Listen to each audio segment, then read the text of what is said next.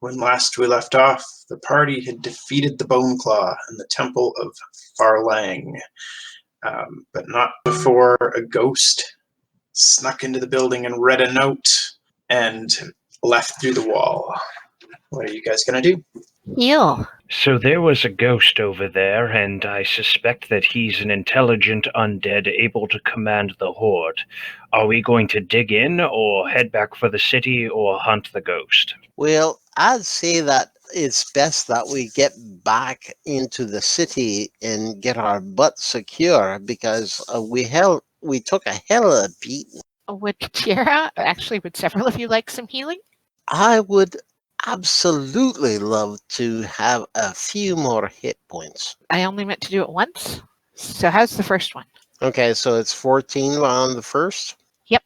Thank you, my dear. You're a bless on my life. Rhodes, how are you doing? You're looking a little tattered as well. I'm debating whether to use my healing spells here to save them in battle. Have we searched this place yet? I can't remember our last session. We did scout out most of it pretty conclusively last time until we actually opened the room. I think the room that had the boneclaw in it would be, like, flagging it right there, would be the one room where we haven't really searched yet. But again, Tempus is kind of like hopping up and down a little bit agitated, saying, no, seriously, guys, like, we either need to go or dig in right now. Like, what is it? We search quickly and then I think get back. We can't afford to leave something important. The ghost already took the note. Do we want to take the time? Rhodes, where is the note? Did you leave it? No, the note was in the room. The ghost couldn't touch the note. I will run to the note, grab it, and fetch it for Ysmyr and say, seriously, are we hunting the ghost or getting back to the city? Well, the ghost went that way through a wall. We have to walk out the front door anyway. Let's get going that way. Can I take a couple of rounds to search this room? Of course you can. That sounds like a great idea. Okay, Ryan, I'm just going to do a quick search in here for anything that looks important or like it could be useful later on. Okay, give me investigate. Booyah! You don't find anything of importance that other than the treasure that the boneclaw had been protecting in there, which you guys already got last session. Okay, thank you guys. All right, so we are bugging out back to the city, right? I believe so. Yes, I'd rather warn the city about what's going on with this army first. Aye. All right, I've pulled you all to the map for Nordgard's East Gate. You guys are outside the temple. Who's on the horse again? That was... Ysmyr was before. So Ysmyr needs to grab onto the horse and GTFO and warn everybody, because she is the recognized, most sensible, and coherent member of the party. I believe Ysmyr should warn the city, and we should figure out where that ghost went. Yep, like I said. How do you track a ghost? That's a very good question. I'll run ahead just a little bit to poke my nose out around the temple, see if any of the horde reacts to my presence. I still think they're all going to be complacent until gets back with the weaponry. Ysmyr, are you going to jump on said lovely steed and make your way? If everyone's okay with that, then yes, I might as well. No, the city needs to be warned. Yeah, then that's what I'll do. Okay. So we start making our way back, I guess. Yeah, I was just waiting to see the horsey and Ysmyr fly off like they just did. God, there's so many of them. Ysmyr, as you fly over the horde, you do see that Horse Dowling and Gorold and their soldiers are still standing at the front of the horde, and they see you flying overhead and look at you quizzically. She will have Sela land near Horace and Gorold, and bring out the letter that Tempest grabbed for her and be like, you need to read this, because we will have a big we could eventually have a very large problem. Horace reads over the note, and as you watch him read over it, you see him look down the road, and he says, well, that explains that. And he points fairways down the road into the throng of zombies, and you can see the ghostly figure. That guy's going to be a rather large problem. I can go back. The others are still alive. I can go back and tell them where our ghost is. We're going to have to catch up, and I don't know what it'll do about the zombies. But I think the biggest thing is we need clerics around here and fast. I'm not sure what to do about the clerics. They're all holed up in the temple, waiting for some apocalypse against their god. We've got a few on the walls, but I'm not sure how to get the rest out. Well, if there's a few nearby who could come and at least help keep the ghost from going too far, that would be great. And I guess I'm going to go get my friends. Well, from what I've seen, the ghost doesn't seem too intent on coming any closer. He just floated over there and stopped. I haven't seen any movement in the skeletons or zombies in the area. They're just standing there. It's creepy. I know, I don't like it. All right, well, that's what I can give you for now. I'm going to go back to the others, and we'll see what we can figure out from the back. Okay, I'll head back to the city and see what I can do about rustling up some clerics. All right, and if you can, I know you're already keeping an eye out, but keep an eye on that ghost. And with that, I guess Ysmyr will go back to Sela, and she's going to come back to the others. She's done what she can as one person so far, so. Okay. I don't suppose we'd be able to see the location of the ghost from where we're standing, would we? Probably. It's morning time right now, so the field is fairly well lit. The ghost is... ghosts aren't difficult to see, and it definitely stands out from the rest of the undead in the area. Well, I think we found where the ghost went. Has Ysmyr reached us by now? She wasn't gone long. Sela can fly pretty fast, but you guys might have started making your way through if you'd wanted to. Well, I'm wondering where we are in relation to the ghost, and at what point Ysmyr might have intercepted us, because I think that we might have gotten like a few rounds of movement in. Yeah, he would have made about 90 feet if you were moving at regular pace. Okay, 90. So you come back again, Ysmyr. What do you tell us? Ysmyr would have landed around there to... Yeah, so I caught up with Horace and Gorold and showed them the note so they know our problem. And I don't know if you've seen it, but up ahead, the ghost is it's just out of reach, but it's there. But it's not moving any closer than that, according to Horace. So I don't know what it's thinking or what it's waiting for. And now we have a ghost that apparently controls all of this, sitting in the middle of all of this. If we're to believe the note that was in the building, or that was in the room, it's the screams in the city that'll mean the army advances, so there's something else planned that we don't know about yet. It could have been the boneclaw, or it could have been anything, really. Maybe the clerics, I don't know.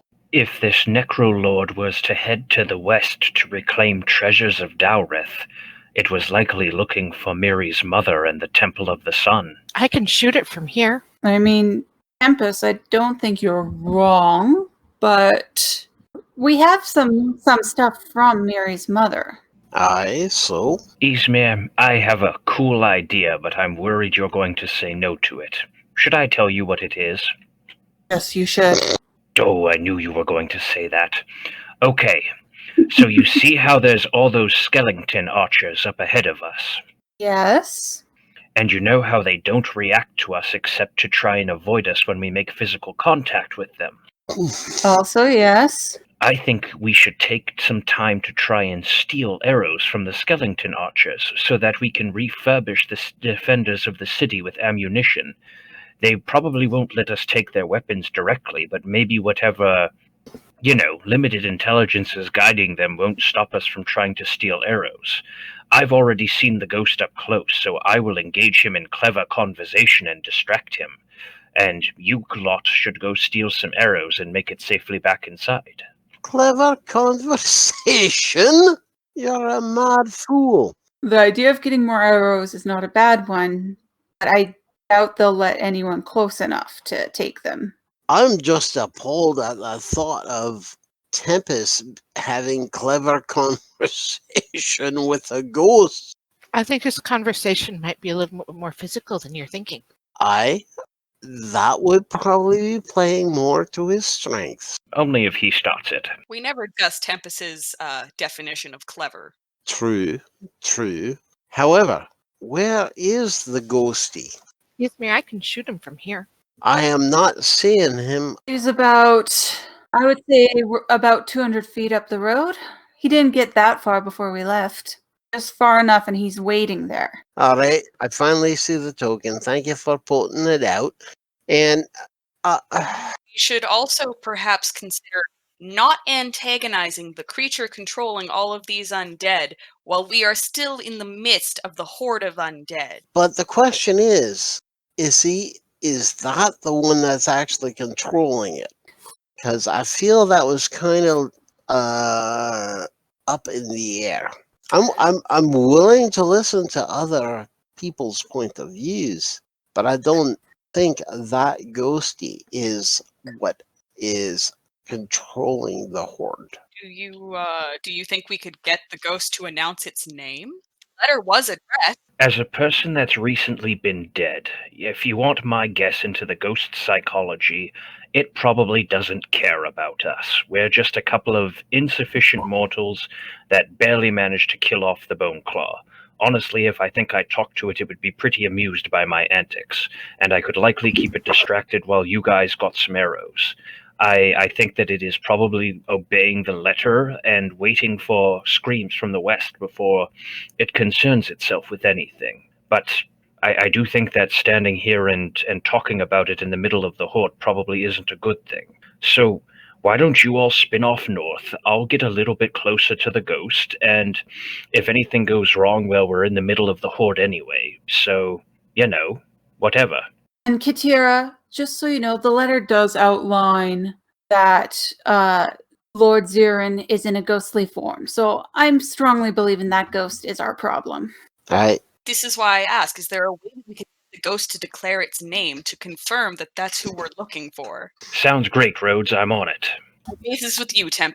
If we've identified our target, we need to close and do something about it, don't I? Come on, war leader, pretty please. It's not like being in the middle of a horde of zombies can get worse by being more in the middle of a horde of zombies. It can get worse by them actually doing something instead of just standing. Let's try and get to the other side first. Who knows what this is going to do? Is that a no on ghostly diplomacy? What are you going to talk to it about? Ask him his name, ask him his plans. I even have a joke or two. Just distracting stuff while you go steal some arrows.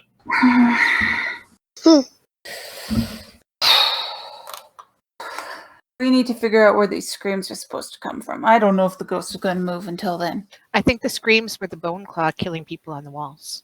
That would be the likely answer, but I feel like it would be safe to not rule out that anything else as well. Actually, wasn't the screams he was waiting for were on the opposite side so he could unleash this on this side? I already know the Western Assault Force was bested. Okay, seriously, this is analysis paralysis. Can I go talk to the ghost, or what? Yes or no? I'm tired. I don't know what else. We need to move on. Yep, all of you good going All right. north. I'm going to talk to the ghost. Please and thank you. Okay, bye. Yep. I'll be good, I swear. Well, that's debatable. The rest of you, I just want us to get through this horde alive, so let's get moving.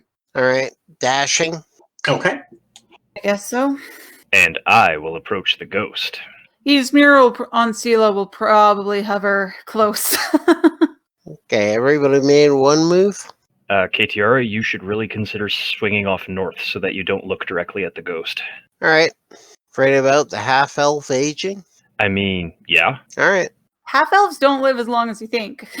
Why the hell are you the person that's going to talk to it since you are the shortest lifespan amongst us? Because I've already succeeded on a save today, so I can't be affected by its fear effect today. That true, Ryan? Yes. if you pass the save, you're safe for like a 24 hours or something, right? All right. That's correct.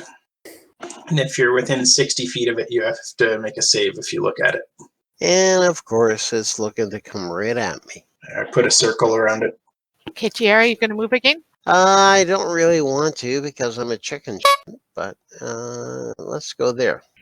So, where is the ghost looking as the rest of the party kind of hustles around his radius? As you approach, he turns and looks at you. Lord Yaereene, I presume. Yes, mortal. Tell me, Lord Yaereene, why do you look so sad? On the contrary, I am quite pleased at what will come.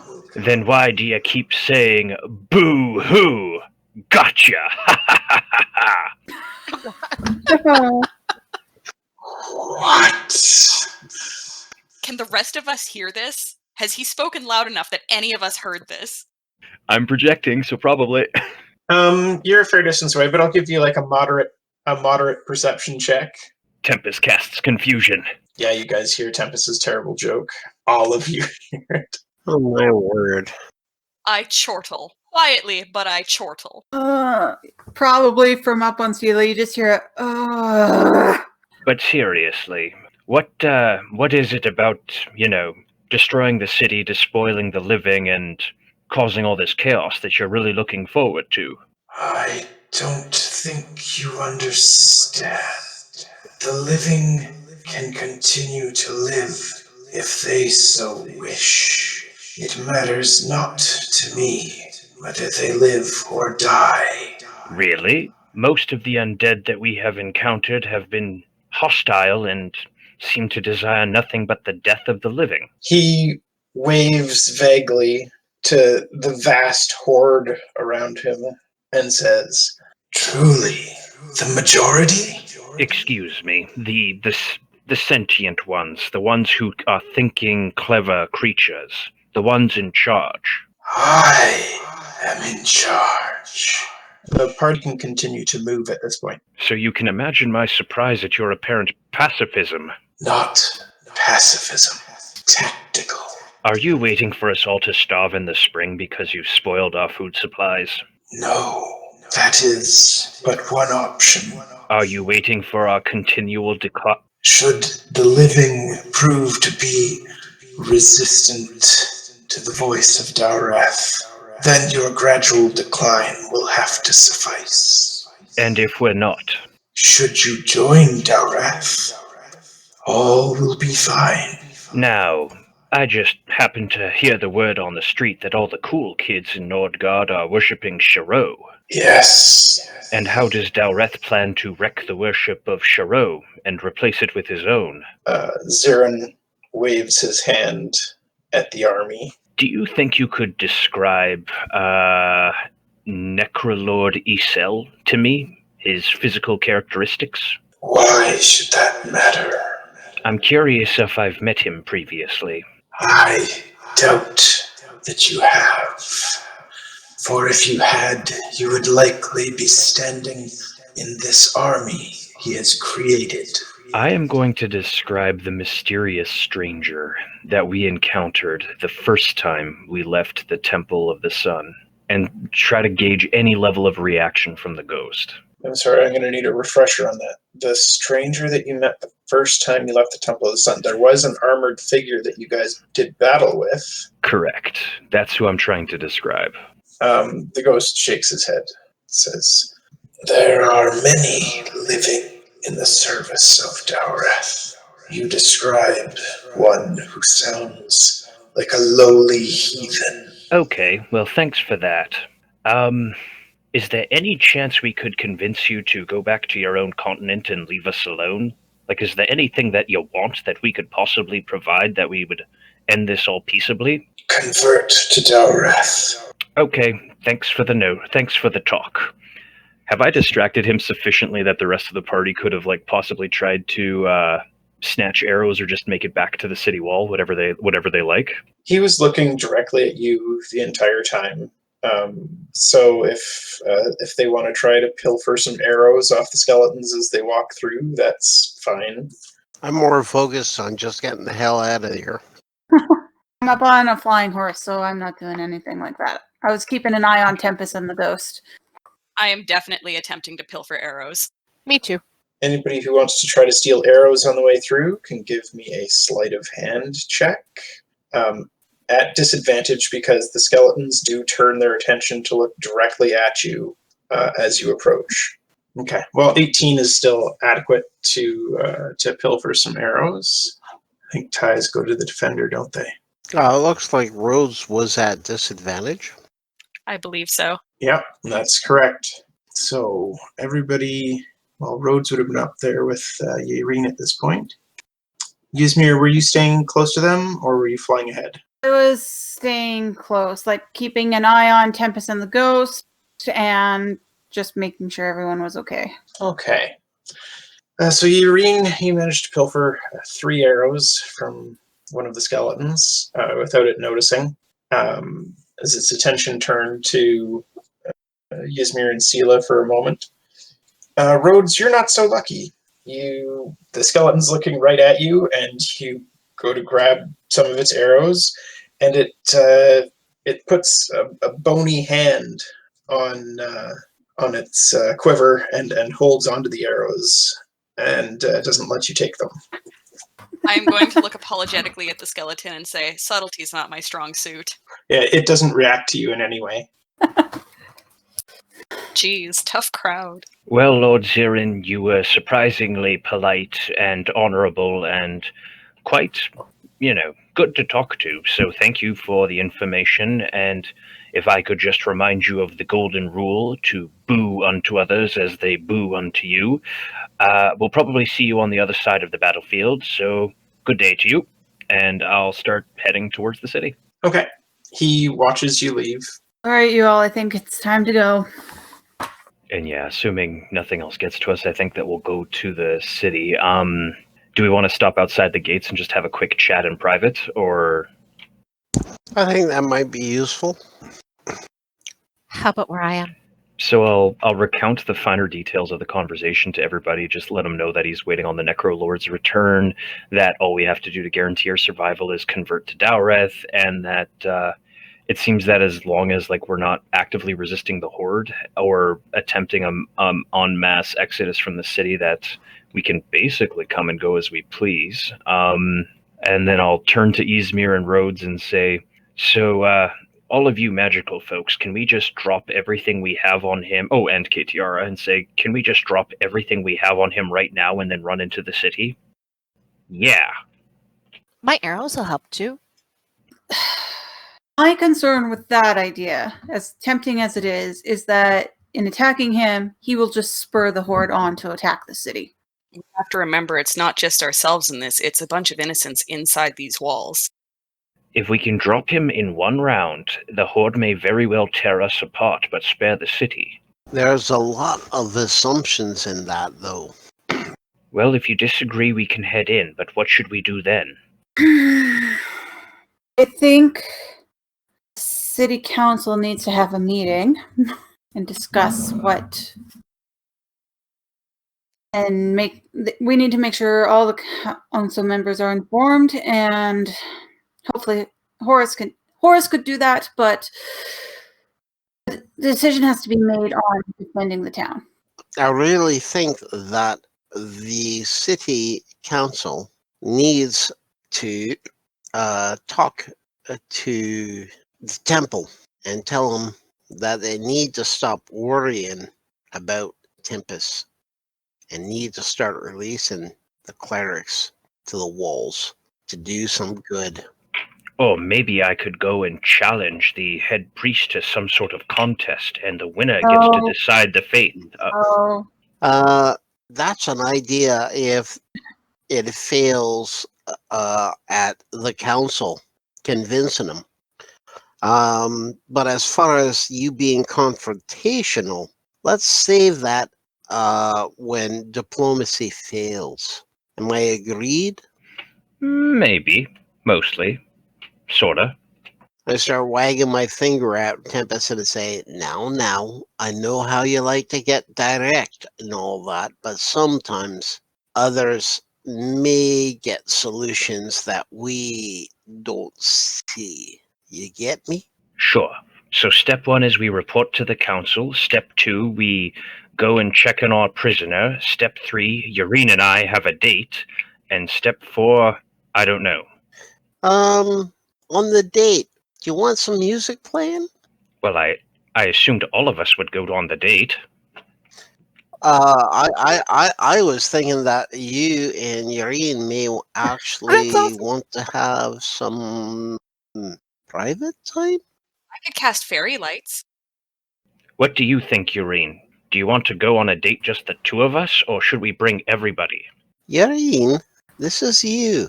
This is you making the decision. Ysmyr, what do you think's best? Not Yaereene, not Gaetiera, not Tempest. It's you. You're the one who invited yourself first on their date, Katura. I'm shocked at you. I'm backing off because I was making myself available for setting the tone, but you know what? When push comes to shove, it is her decision whether or not. Maybe we should invite Lord Ziren and jump him when he comes to the date with us. Tempest, stop being a goof. Let her speak her mind. You go with what you're comfortable with, but we have other things too. Yeah, maybe we should all go on the first one. Yeah, that'd be good. Yaereene, you have said what you want. We will respect it, and we will do a group date. Now, where shall we go to celebrate us getting our asses out of that hellhole? I think we have other priorities than celebrations right now. Don't cloud the issue with truth. Nope, she's right. First we meet with the council, and then we interrogate the prisoner, and then it's a date. Oh yeah, there's still the lad that has on for you, right? And we might have to defend the city walls too. Tira, don't Yes. think talking to addressing a city councilor as will get you anywhere. You might want to curb that attitude sooner than later. I'm not addressing him right now. I'm talking to us. I wouldn't refer to him that way in case it slips out, as it does with you. All right. I will moderate my language in regards to a questionably sketchy city councilor. Yeah, one who saved our asses on the West Wall. And one who put us in peril otherwise. But I will shut up. And we'll head inside. Yeah. Okay. I've just been giggling the whole time here. I'm assuming Ysmyr is the one who approaches Horus again and relays what Tempest learned. Unless Tempest wants to talk to him. No, you got it. Horus isn't bad. We yelled at him in the council. He's an asshole, but at least he's showing up to be a good defender. Yeah, she finds him and approaches him again and relays what we learned. So essentially, the ghost is waiting for the living of the city to either prove their allegiance to his god, Dowreth, who is in direct confrontation with our temple's god, Sharo, right now. Or if we don't, eventually take up his teachings, our eventual decline is on their list. Wasn't they all also waiting for a horrible lamentation and cries of despair from the West Wall? When she first showed up, she gave him the letter to read. So he should know about that. So you're saying this whole thing could be over if we just switch what god they believe in? Apparently. I don't think it's that easy. But we've learned about Dowreth. It divides people quite a lot. For what it's worth, Councillor Dameline, I think that you should probably try and call the rest of the council here. Our party has been successful in finding out what happened to the silent gods and what is currently happening in the heavens right now, and this entire struggle is sort of a reflection of that. Well, I've got Councillor Bell here. I guess I could send word for the other councillors to meet us here, but don't be surprised if some of them don't answer. They probably have their hands full in the west, trying to shore things up after the fight that happened. Why don't you call Councillor Bell and we'll fill the two of you in, and then we have a date with Councillor Yaereene to check on the prisoner that we left with him. We managed to capture one of these cultists. Sounds good to me. And so he sends a runner out to go and find Councillor Bell, who shows up, and you guys fill her in, I assume, with the same information that you gave Horace Damlin already. Yep. I'd like to ask Ysmyr's permission to take it a step further and inform them about the war in heaven, inform them about Sharrow and Dowreth kidnapping deities and slaying angels and devils, and even go so far as to tell them about the god in my head. Who? I think they need to know. So they need to know what's going on with their clerics and why there's undead at our door, so that is fine. So we'll tell them all that, too. Okay. The two counselors listen at length to your story, and they look at each other several times throughout. It's clear that the two of them are not exactly what you'd call close allies on the council, but they seem to come to a mutual understanding when Councillor Bell says, well, we're not really perhaps the ones to speak to about religious matters. However, if there is this war in the heavens, as you say, and there's a god walking amongst you in Tempus's head, I'm rather at a loss. If it is diametrically opposed to Sharrow and Dowreth, and yet you say that if we follow Dowreth, this war could be over. I'm really not. Do I have that right? You have the word of a ghost on it, a ghost that will likely expect the strong among you to kill and destroy the weak, and that thereby choosing who gets to live forever as undead servants of an evil god. Sure, you got that correct, yeah? But they're offering to allow us to all live if we convert to Dowreth.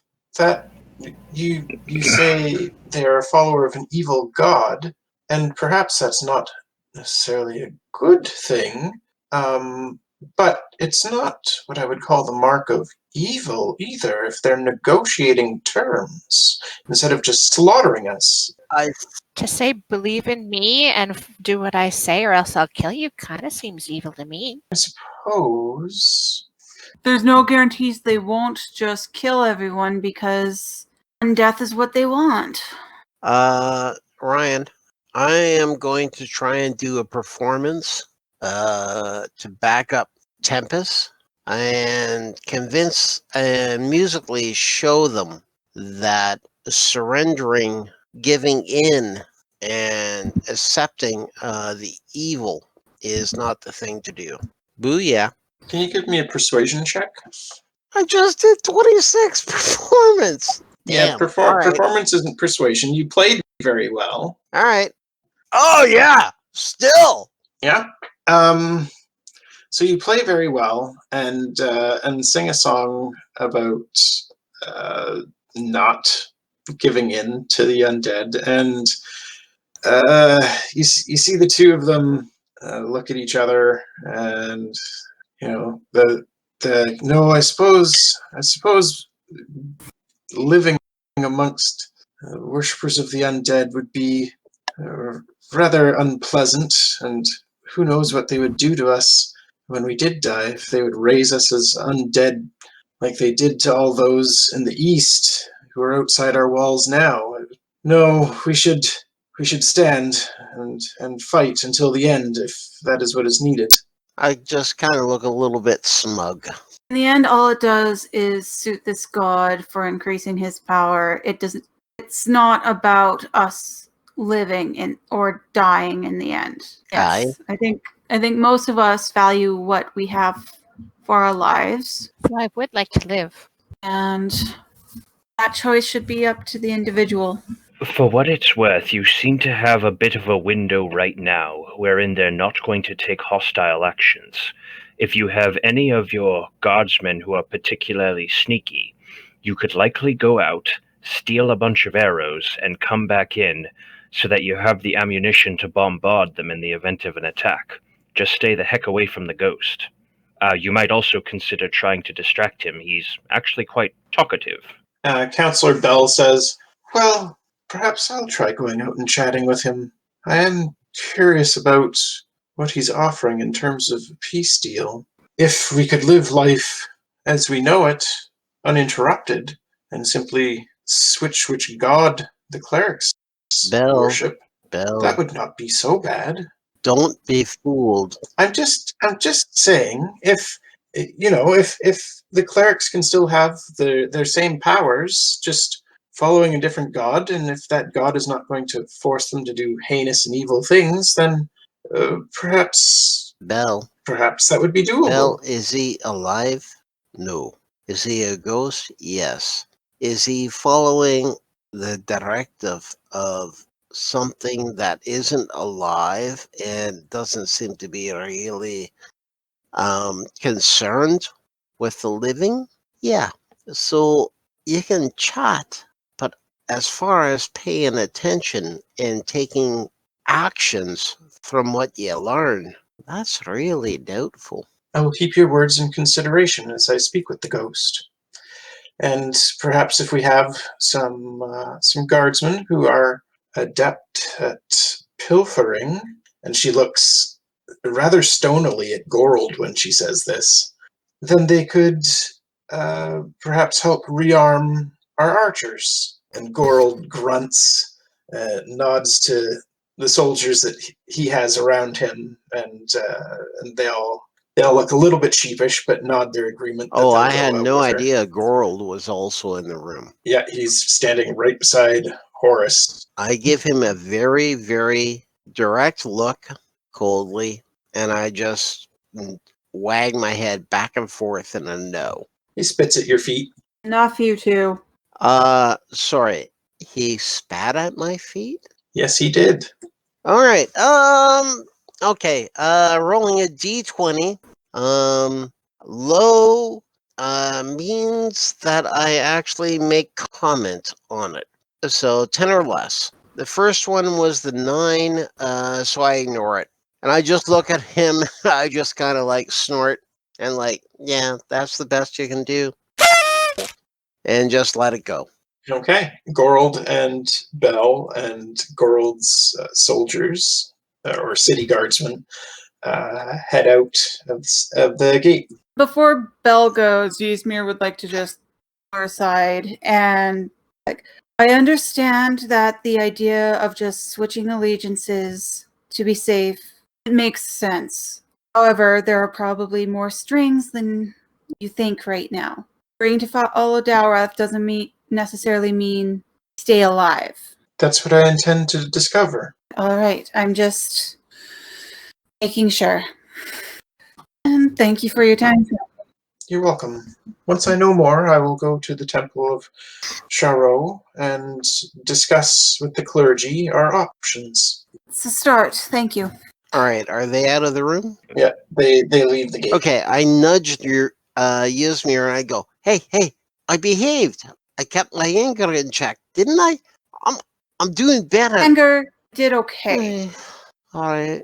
What didn't I do to make it good? Like, he's honestly puzzled. Like, he restrained himself. He didn't tell Gorold that he was an asshole. He didn't tell the Bell that he was a dumbass for his idea of actually talking to the ghost. You said you did okay. You have to do it at least 2 or 3 times before you're upgraded to better than average. I will pat Katira's shoulder reassuringly. The smile makes all the difference. And Yaereene will smile at him. All right. Tempus, on the other hand, has his fingers pinched around his nose and kind of like has a headache pose on and says, "Not only did I aid in bringing the word of Shiro to Nordgard, I may have inadvertently aided in bringing the word of Dowreth to Nordgard. I am the worst holy warrior ever." Tempus, Now you're seeing where my head is at right now. We have more problems than solutions. If it buys us time, doesn't that mean the people get to live longer? I just look at Tempus, and I'm kind of like, Tempus, you're you. You're not necessarily your god. You're doing the best you can. The day is coming where that distinction might not matter so much. What's our next move? Oh, we need to talk to Counselor Yuri and our prisoner. So let's march across the city and hope that we have no interruptions. We should check on our items in our cart. Left the cart in the stables at the Blue Lock Inn, right? I I believe think so. So if it's on the way, Ysmyr just would want to swing by and check on it. Doesn't have much of a better option right now. Oh, okay. So while we're on our way there, Rhodes is gonna kind of like sidle up to Tempus and just gonna be like, Tempus, so let me understand this from what I've heard. You're a god. You host a god. What was that again? So, in our adventures in the Wilderlands, I died, and it was very sad. And I saw the grey plains of Limbo and stood among my ancestors watching the afterlife go by, when what should I see but a great war in the heavens? There was a pillar of light in which the great god Shiro stalked the gods of the heavens and destroyed the angels with a single sweep of his mighty staff.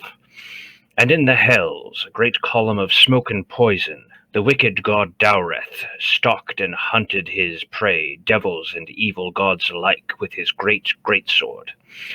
And then the god Tempus came to me and asked if I would like to try and redeem the souls of my ancestors and aid him in his fight against the elder gods. And I said, yeah, sure. And so my friends resurrected me. I came back from the dead with the god in my head. And up to this point, I've been arguing with him and pushing back about, killing all the clerics that worship Shiro, and that being the only way to stop the elder gods from taking everything over and destroying everything. And I've been sassing him and arguing with him and saying no, and so far everything he's told me is coming to pass, and I just keep messing up and feeling helpless, and I don't know what to do. Hey, buddy, it's okay. I'm just trying to figure out what we can do. I don't suppose you have a way to, say, borrow his power, do some kind of godly display that might get people on your side, maybe smite half of or and we're just spitballing here, an entire undead army outside of city walls. Like, do you think that you got something like that packed away in there, buddy? Well, I am able to use some tricks that I couldn't before, like make my sword burst into flames, and every now and again he steals my body and speaks in a booming voice, but mostly I'm just the same Tempest with a couple of upgrades. I think that his powers are fairly drained after he tried to destroy an artifact of Shiro. Either that, or he's gotten tired of my sassing him and isn't talking to me anymore. For all I know, he might have abandoned me altogether, which I would deserve for being a very bad holy warrior. Got it. No heavenly smiting. Okay. Any other discussions that people want to have on the way to the Blue Lock? Not I. I will also offer Tempest a shoulder pat in consolation, like I did to Katira earlier. Okay. You guys get to the Blue Lock, and you do find that your cart is still in the stables area, along with Mule. Well, Tempest is going to perk up and say, "Hey, Ysmyr, can I borrow some money to go on a date with Yaereene tonight?" Yeah, that's fine. Cool, and I'll stuff 200 platinum in my pockets. Holy. Wow, that's going to be some date. I don't think you need quite that much.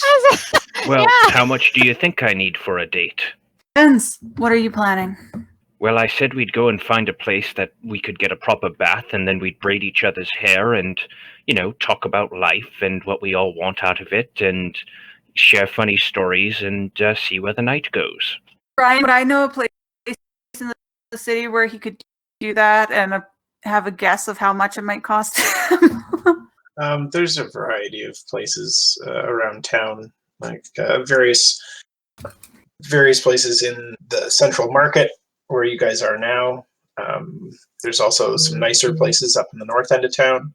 So, I mean, the price can vary depending on just how crazy he wants to get. I want to make sure that it's nowhere close down to the south end and potentially triggering my issues with my pissed off noble not getting his cut of the elf cocaine. Well, I mean, if you guys are coming with on the date, if we check in with the owner of the Blue Lock Tavern, does he have space? Like, does he have like a room that we could rent out for ourselves and set up a bath in, like have a little hot tub fun, or what? Actually, the Blue Lock Inn is way too close to the situation for my taste. The Blue Lock is pretty packed with people, so they don't really have anywhere private.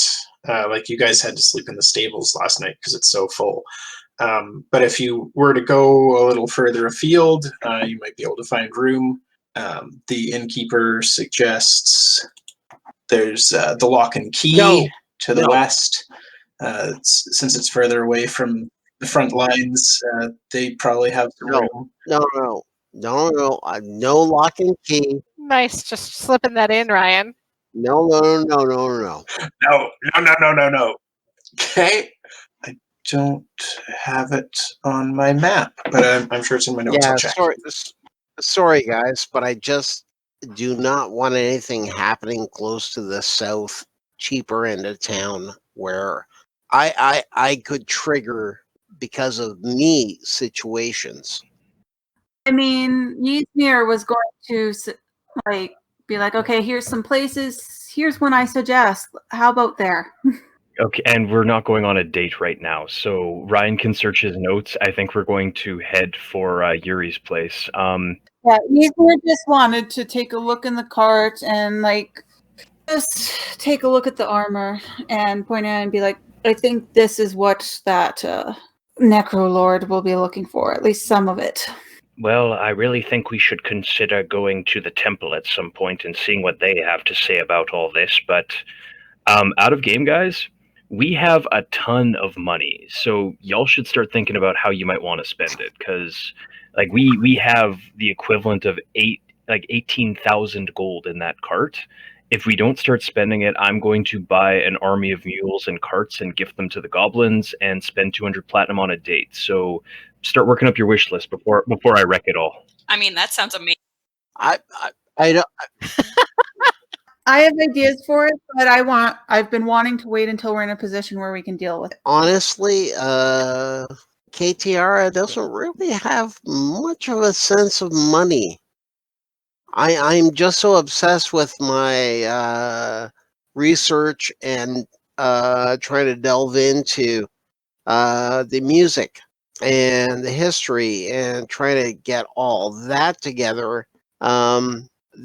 That is my biggest passion outside of trying to keep all you alive. Hey, I resemble that remark. In any event, I think we're heading to Yuri's right now. Are we taking the cart or are we leaving it stabled? Now it's fine, I think. So unless we just want to take it and keep an eye on it. But stabled, I'm assuming the stables have eyes on it, so it's fine. Oh, and by the way, when I say dumb, I love you all. Sure thing. Yeah, they. So just as a point of interest, the fancy inn to the north is called the Gilded Snowflake Inn. Yaereene would be familiar with it as it's in her area of town. She would be familiar with Aloysius Woodsworth, the owner and operator of the inn. and she's never had any problem with him. And we left off with you guys checking on the cart, and then deciding to continue heading west to Yuri's. Right, because Tempest, you want to interrogate your prisoner? I think we should try and interrogate Paco.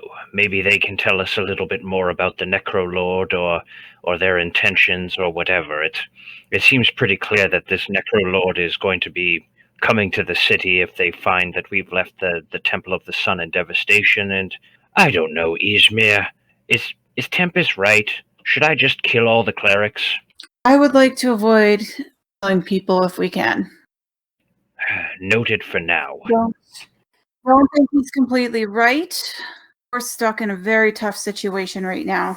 What does your patron have to say about all this? I haven't asked him for a little bit. Well, he did make you stab me. Does he have some sort of nut against Tempest? She'll repeat the question to her patron. What's the question? She will ask. Ysmyr will reach out to him and ask, what does he think of everything else going on, or does he need an update? And Tempest would like to know if he's got something against Tempest the god, considering what happened. No, he doesn't have anything particular against Tempest. He's never had problems with Tempest or his followers in the past. It's just, trying his best to help. And she'll relay that. Help with what? Stabbing me? Destroying the star? And repeating the question again. Yes. Said yes, so both. Well, okay, With fine. a grain of salt most of the time. I don't know. I don't know what the answer is. I really think that after we talk to Yuri's, I might have a long, hard thought about going to the Temple of Shiro. Our biggest problem is everyone is divided ideas. No one really knows what's going on. And until then, we can't make any good decisions. Well, I'm getting pretty eager to start making some bad ones. And you guys head on over to Yuri's. Is the gate still closed? When you get there, the gates are closed, and you don't see any signs of movement in the yard. Well, I think it's a bit of a time for you, Tempest. Well, okay, and I'll walk through the gate. It's locked. I didn't say I was going to check if it was locked. I'm walking through it. No, you're not. Grrr. Can I break it open? Ysmyr will go and knock. Before you get the chance, Ysmyr knocks, and you hear Yuri's voice come out of a little box to the side of the gate. It says, "Yes, what can I do for you?" Counselor, it is Sergeant Orduna and my group. Tempest would like to question his prisoner. Very well. Come to the tower, and I will meet you in the foyer. And his voice cuts out, and the gate, you can hear an audible click in the gate. And she'll go open the gate. Are the rest of you coming? Aye. Okay. You guys walk through the yard, and it's fairly barren, really. There's not much in the way of decorations or greenery. And you, give me perception checks. All right. God. Ow. I appear to be distracted at the moment. I'm just smelling the flowers as we wander by. Way to go, Tempest. Ysmyr and Tempest, can you give me religion checks, please? Oh dear. What's a god? Okay. Yeah, you notice that there's some detailed stonework around the bottom of the temple, some statues and stuff, but you don't pick out anything particularly meaningful out of it. And you guys can enter into the tower where Yuri is waiting for you. I'll give him a nod. Hello. Of I don't normally allow people into my tower, but since it's rather quiet in here of late, And you already know about what it is I do here and to protect the city, then I feel that you're safe to allow entry. However, I will ask that you don't go into any rooms that I don't allow you into. All we want is some questions answered. All right. Yes. Follow me. And he heads over to a rather heavy oaken door and swings it open, and you can see that there are stairs that descend into an unlit stairway and a tunnel beyond. And down below there are a couple of cells with sturdy iron doors, and you see your prisoner laying on the floor in one of the rooms. Paco, how's it going, lad? There's no response. I'm gonna turn and look at Yuri. Have you been questioning him already? Oh, we spoke well into the wee hours of the morning, yes. If there's one thing I won't tolerate amongst my thralls, it's laziness, and I'll kick Paco through the bars. You kick Paco, and Paco stirs, grumbles. So this is the first time I think we've actually spoken to each other since your new life began. Your name is Paco now. I am Tempest Twiceborn. You are my thrall. If you obey my commands and do as I say, you will be treated well. If you disobey me, or Ysmyr, or Yaereene, or Rhodes, or Katiara, I am going to kill you. Do you understand? You'd best kill me then. That's a piss-poor attitude, Paco, and I expect better from you. Now, what were you hoping to accomplish when you attacked the city? He just stares at you. Describe his cell to me. It's really not much of a cell. It's a small 5x5 room. It's cramped and uncomfortable. There's a pot in the corner to relieve himself. He has been stripped of arms and armor, so he's just in his small clothes. Were you waiting for Necrolord Sorry. Yeah, there's nothing in the way of creature comforts. Were you waiting for Necrolord Isel? No. Were you waiting for Lord Ziran? No. Why did you and your heathens attack the city? It is the will of Dowreth. Really? Because Ziran says that he'd spare the city if they converted to Dowreth. Mm-hmm. Does anyone have anything they'd want to ask Paco? I'm getting bored of this. Not I. Paco, what led you down your path to worship Dowreth in the first place? Don't see how that's any of your business. It is. You are my thrall. I am in charge of you until the day you die. I'm not your thrall. The only one in charge of me is Dowreth. I am going to grabbing him and pulling him to the bars if I can reach him. Yeah, you can. And I'm going to grab his index fingers, which I broke earlier, and I'm going to start twisting a little bit. See, that's where you're wrong.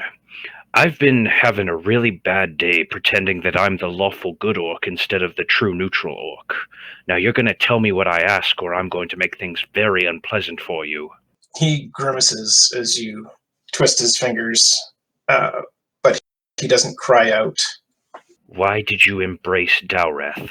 For the same reason you all should. Life eternal. No more suffering. No more pain. Are you from the continent of Oos? No. Do you know what Necrolord Isel's plans are when he arrives at the city? Yes. What are they? I'm not telling you. Now it's his middle fingers that I'm twisting until they break. At this point, he does cry out, and falls to his knees. But he's not forthcoming with the answers? No, he's a little bit too busy screaming in pain. Well, this is degrading and unpleasant. I don't know that we're necessarily going to get anywhere here unless we really want to devote some time to it. What do the rest of you think? Is this worth anything? Don't know. I thought you had thought up more questions for him. Well, I assumed that Councillor Yuri would have figured out everything good. Before I did, What did you two talk about? Oh, we talked about our shared interest in necromancy. I was particularly curious about the zombie specimens that I found around my compound and have brought into the tower here because they possess some rather unique abilities that I have never seen before, such as the ability to create more zombies through their own attacks. It is a marvel of magic, unlike anything I've seen before. Usually when I create a zombie, it's just a zombie, and it's good for defending, not much else, because they're so slow.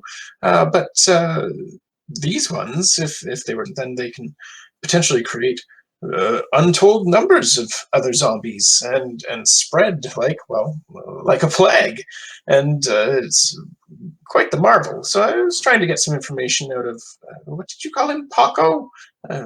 Regardless, got some information out of him about that. But it appears that the condition of the zombies far predates his joining the forces of Dowreth, so he doesn't actually know how it works. Do you think you could figure out a cure from that information for the plague to prevent it from spreading? Well, from what I understand from speaking with the prisoner here, there are clerical magics that will undo the plague once it's taken hold of somebody.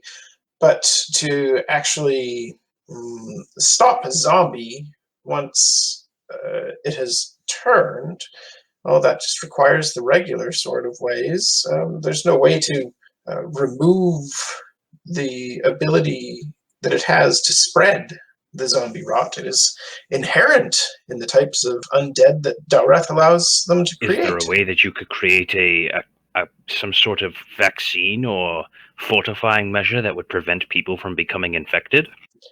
Well, that would be fascinating research, but it would require living participants to administer the vaccine to, and it would require that I found a way to isolate the zombie rot and kill it, so to speak. Neither of which I've been able to do at this point. Do you think that you'd be willing to trade me for Paco if I gave him over to your care? Do you think that you could maybe answer some questions and give us some help? I'm sorry, I don't really understand what you're getting at there. Well, I captured Paco in battle, so he belongs to me now. That's how it works. I'm offering to trade him to you in exchange for you helping us out. My resources are at your disposal. I can attempt to help you. Do you mean that you want me to attempt to create a vaccine, as you say, and test it on the prisoner? Nope, that's for wiser heads than mine to decide. I was wondering if you could cast plane shift and send me into the heavens so I could lead a strike to free the gods. I don't see why you can't use the prisoner to find a vaccine or cure, whatever. A plane shift spell? I'm afraid I don't think I can do something like that. That is quite advanced magic. Do you know where we could find a wizard who could? Well, it's pretty safe to say I'm the most powerful wizard in the city. You'd have to go south to have any hope of finding someone. Probably you'd be looking at the Empire of the Sun. They have the leading minds when it comes to magic of all sorts. Well, that's it for my ideas. Anybody else? Well, Counselor, I think it would be a good idea if you could learn more about how this plague spreads, since your prisoner here has been so helpful in kind of letting you know how they spread it around. But this is a mess. I think our biggest concerns are making sure the city is safe, because right now, all we know is, as Tempus said, that Lord Yaereene. Lord Yaereene being the ghost, Necrolord Ysel being the leader of the undead. Yeah. You know, there is a ghost in charge of the army to the east, and they are quite content on either letting the city die or everyone has to convert to Paco's god. Even then, I feel like there's no guarantees we'll stay alive. So, knowing more in order to protect ourselves would be great. And, Counselor, you're the only person I know of who has any idea how any of this necromancy stuff works. Well, yes, I will, of course, attempt to learn all I can about all facets of Zerup, what these Dowrethian do. I must say, the prisoner is not entirely forthcoming. It did require some considerable amount of magic to get him to speak in the first place.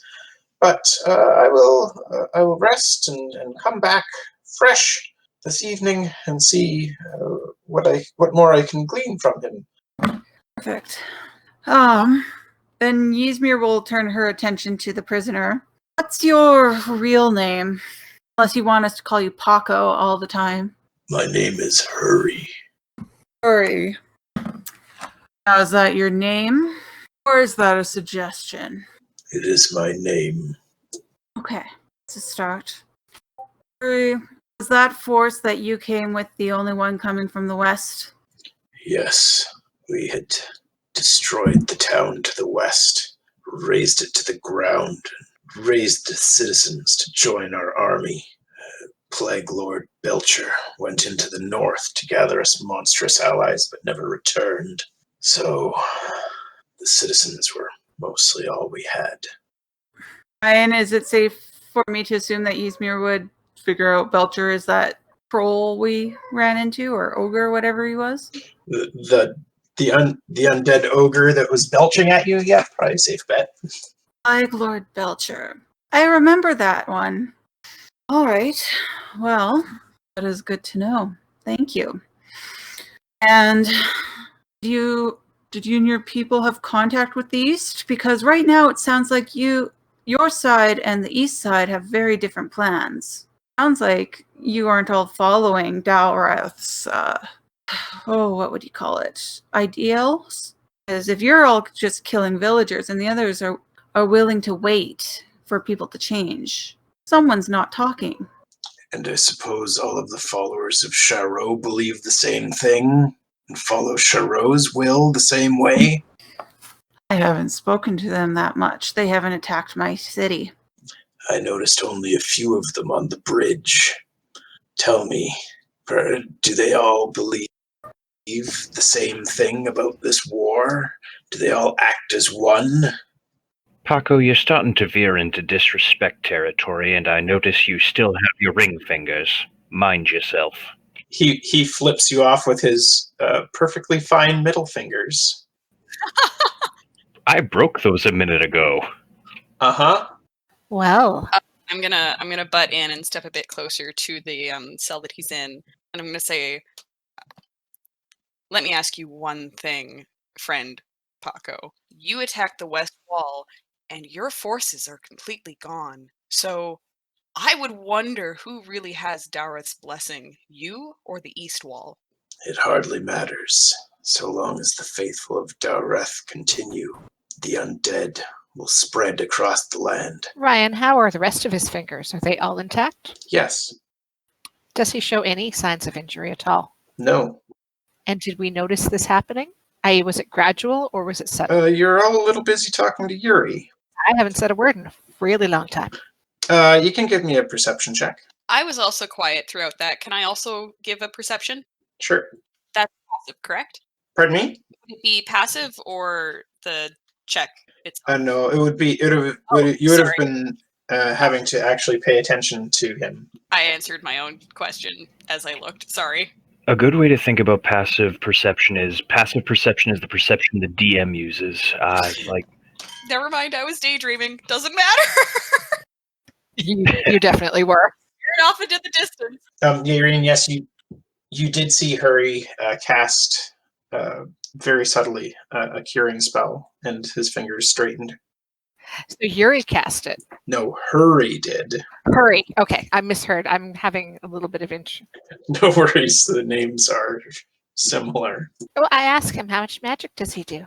I am capable of many miracles. So, Counselor Yuri, it looks like despite my best efforts, the prisoner still has access to magic. Before we go, would you like me to take Paco's hands off? Oh, no, that won't be necessary. Don't worry, the cell is magically shielded, otherwise we'd probably all be dead by now. I'll draw my bow and have an arrow pointing at the prisoner now for the rest of the conversation. That really isn't necessary. He's quite harmless to us. Excellent, then this won't be a problem. Very well. Tempus grins at that. I got my questions for him then. I'm finished here. Yaereene doesn't have anything to say. Rhodes, Katiara, anything you want to ask? No, I think I'm okay. Well, we know where to find him if we have more questions, so I guess we're done for now. And when we exit the cell and we're out of earshot of Hurry, can I ask Yuri a question? Certainly. If the cell is magically warded, how come he could cast his own healing spells in there? What prevented him from casting spells against us while we were also in there? The bars themselves have been enchanted, so that spells can't pass through in either direction. But he can still summon magic from his god inside the cell to affect himself. He simply can't inflict any magical damage or abilities upon the outside world. And how powerful is that barrier? Oh, I have tested it myself, and I cannot cast spells through it. I did not create the cells. If he can cast spells inside of it, wouldn't he then be able to do some kind of damage within the cell? Or, I don't know the extent of his spells, maybe summon something we don't want here? Or teleport, or something along those lines? Well, I do not believe teleportation is possible. The cell, I've attempted a simple dimension door spell and Misty Step myself, and have been unable to cross the barrier. I have had no luck in penetrating the bars in any way. It is an old magic that infuses them. I have studied it at great length, but I cannot duplicate the effects of the spell when I have attempted to create other barriers. Well, just take care, Counselor Yuri. I would hate to think that our prisoner killed you. Well, I'm quite safe from Hurry. It's no worries at all. is he an ally now of yours? Hurry? No, I would not call an ally. Not even a friend. Perhaps an acquaintance. We have spoken at some length, and I've shown him no disrespect and no intention to harm. So I believe that he is growing slightly more comfortable in my presence, although he does have this irritating habit of continuing to tell me I should fall to my knees and grovel before Dowreth. But I've assured him that I'm not really the religious type to start with. So, I'll just ignore that, and there's no reason to worry. Well, Counselor, my priorities are keeping the city safe, so as long as he is contained here, so much the better. Quick question. What are your passive insights? 15? 16. 11. 11. KTR is asleep, so he doesn't get one. But Yaereene and Rhodes, when he says he's not the religious type, you get the sense that he might not be entirely truthful when he says that. So, Great. So Yuri, where does your power come from then? Studying. I have many magical tomes. I do a great deal of research in creating new wondrous spells. And yes, the same way any wizard gets their magic. Does that seem to be true? Yes. Out of curiosity, just to be able to understand the situation we're in here, I don't suppose I could review notes or spells you've created or the processes by which you've created them, just for a clearer understanding. Well, of course you can. I have all of my spell books. If you have an interest in the arcane, I'm happy to share with friends and allies in the city. What do you think of Dowreth? Well, I'm not entirely certain at this point. Certainly the powers that his clerics wield are considerable and foreign to me.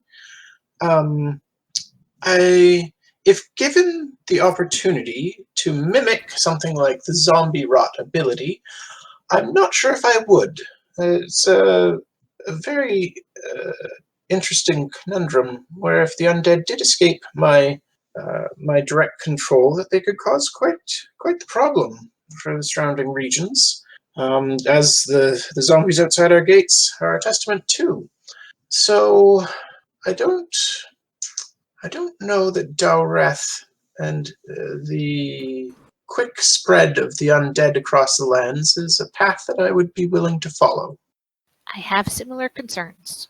I'm gonna sidle up to Tempus and suggest, Tempus, when you go on your group date, maybe we should ask if Yuri would like to come along. And while you serenade your wonderful partner, perhaps Ysmyr, Katera, and I could loosen up Yuri's lips with alcohol.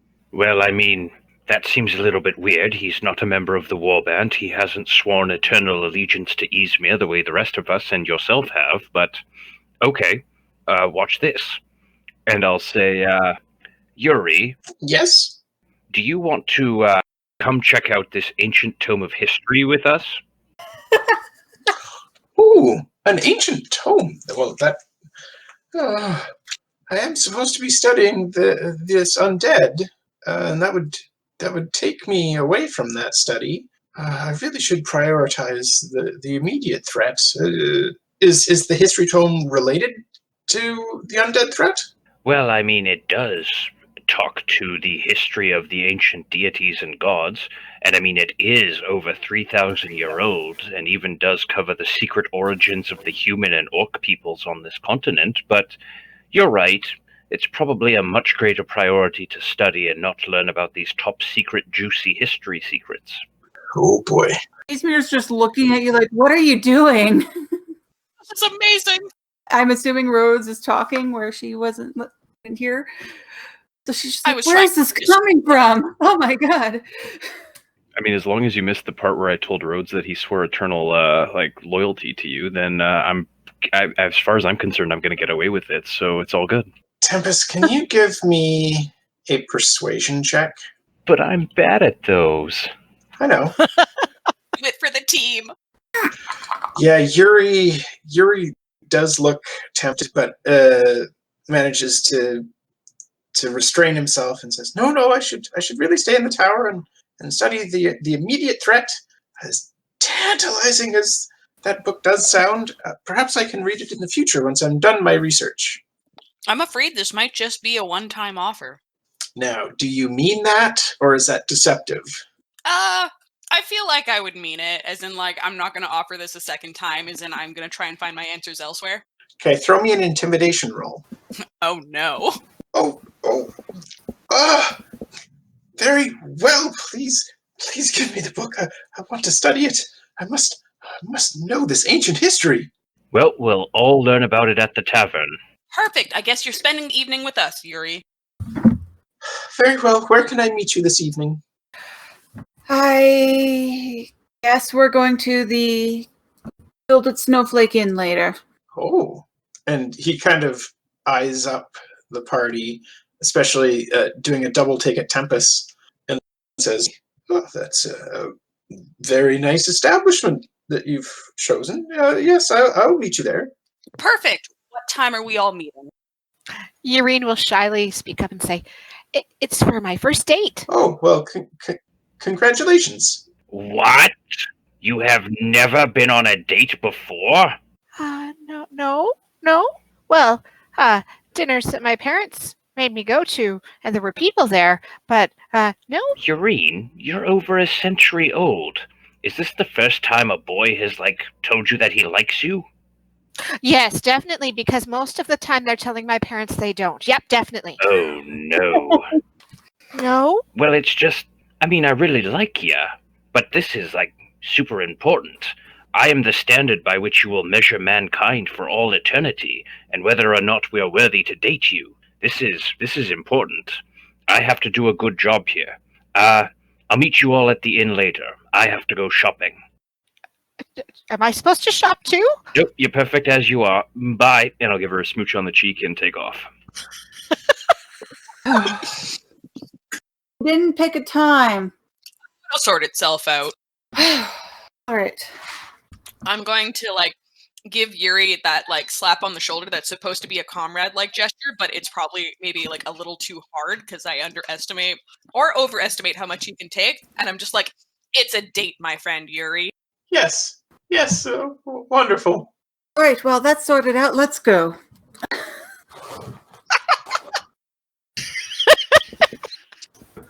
I am happy to follow Ysmyr wherever she would like to go next. Me too.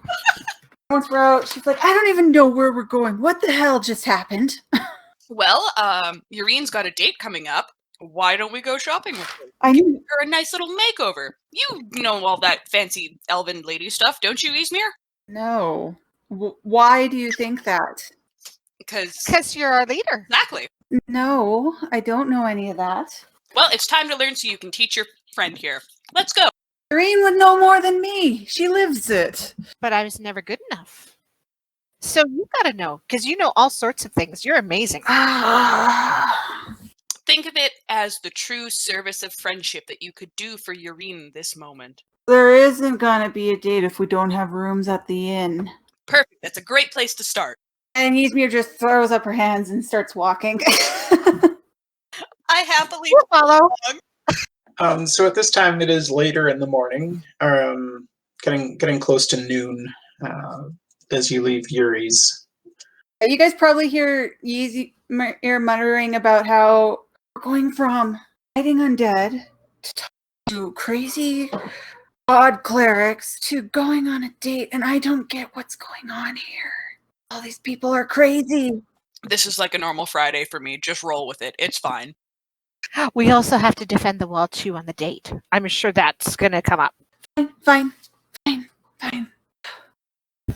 It's just these rooms, and I guess go shopping. So I guess we have to go to our cart so we can move it to the inn. Okay. No idea where Tempus is.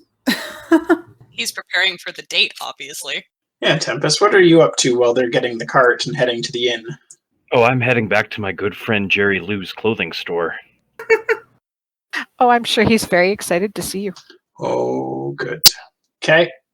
Assuming when I get there, I'm going to burst into the shop and yell, "I have a date and I require finery, and I will pay in the local currency." Oh, you're back. Well, that's great. I have lots more clothes for you to look at. No, not clothing. I require evening wear. Evening wear. You want like a suit and tie? Nothing too pretentious. I was thinking maybe a kilt or like a bearskin toga. Okay, I can't do anything about the bearskin toga, but let me show you a few outfits. and he brings out a variety of clothing on a rack. It's obviously nicer stuff. It's not like the noble quality clothing, but it's definitely nicer than anything that you've worn before. But there's no kilts and there's no bearskin togas. Your selection is rather wanting, Jerry Lou. What do you have that's just really, really top shelf? Oh, top shelf. Yes. And he goes into the back and comes out with an extremely well-cut suit that's been gilded, and he has a tie that is, well, you think it's a little showy and flashy, but he assures you that it's the nicest thing that he can offer. Okay, so what does he want for this extra nice set of clothing?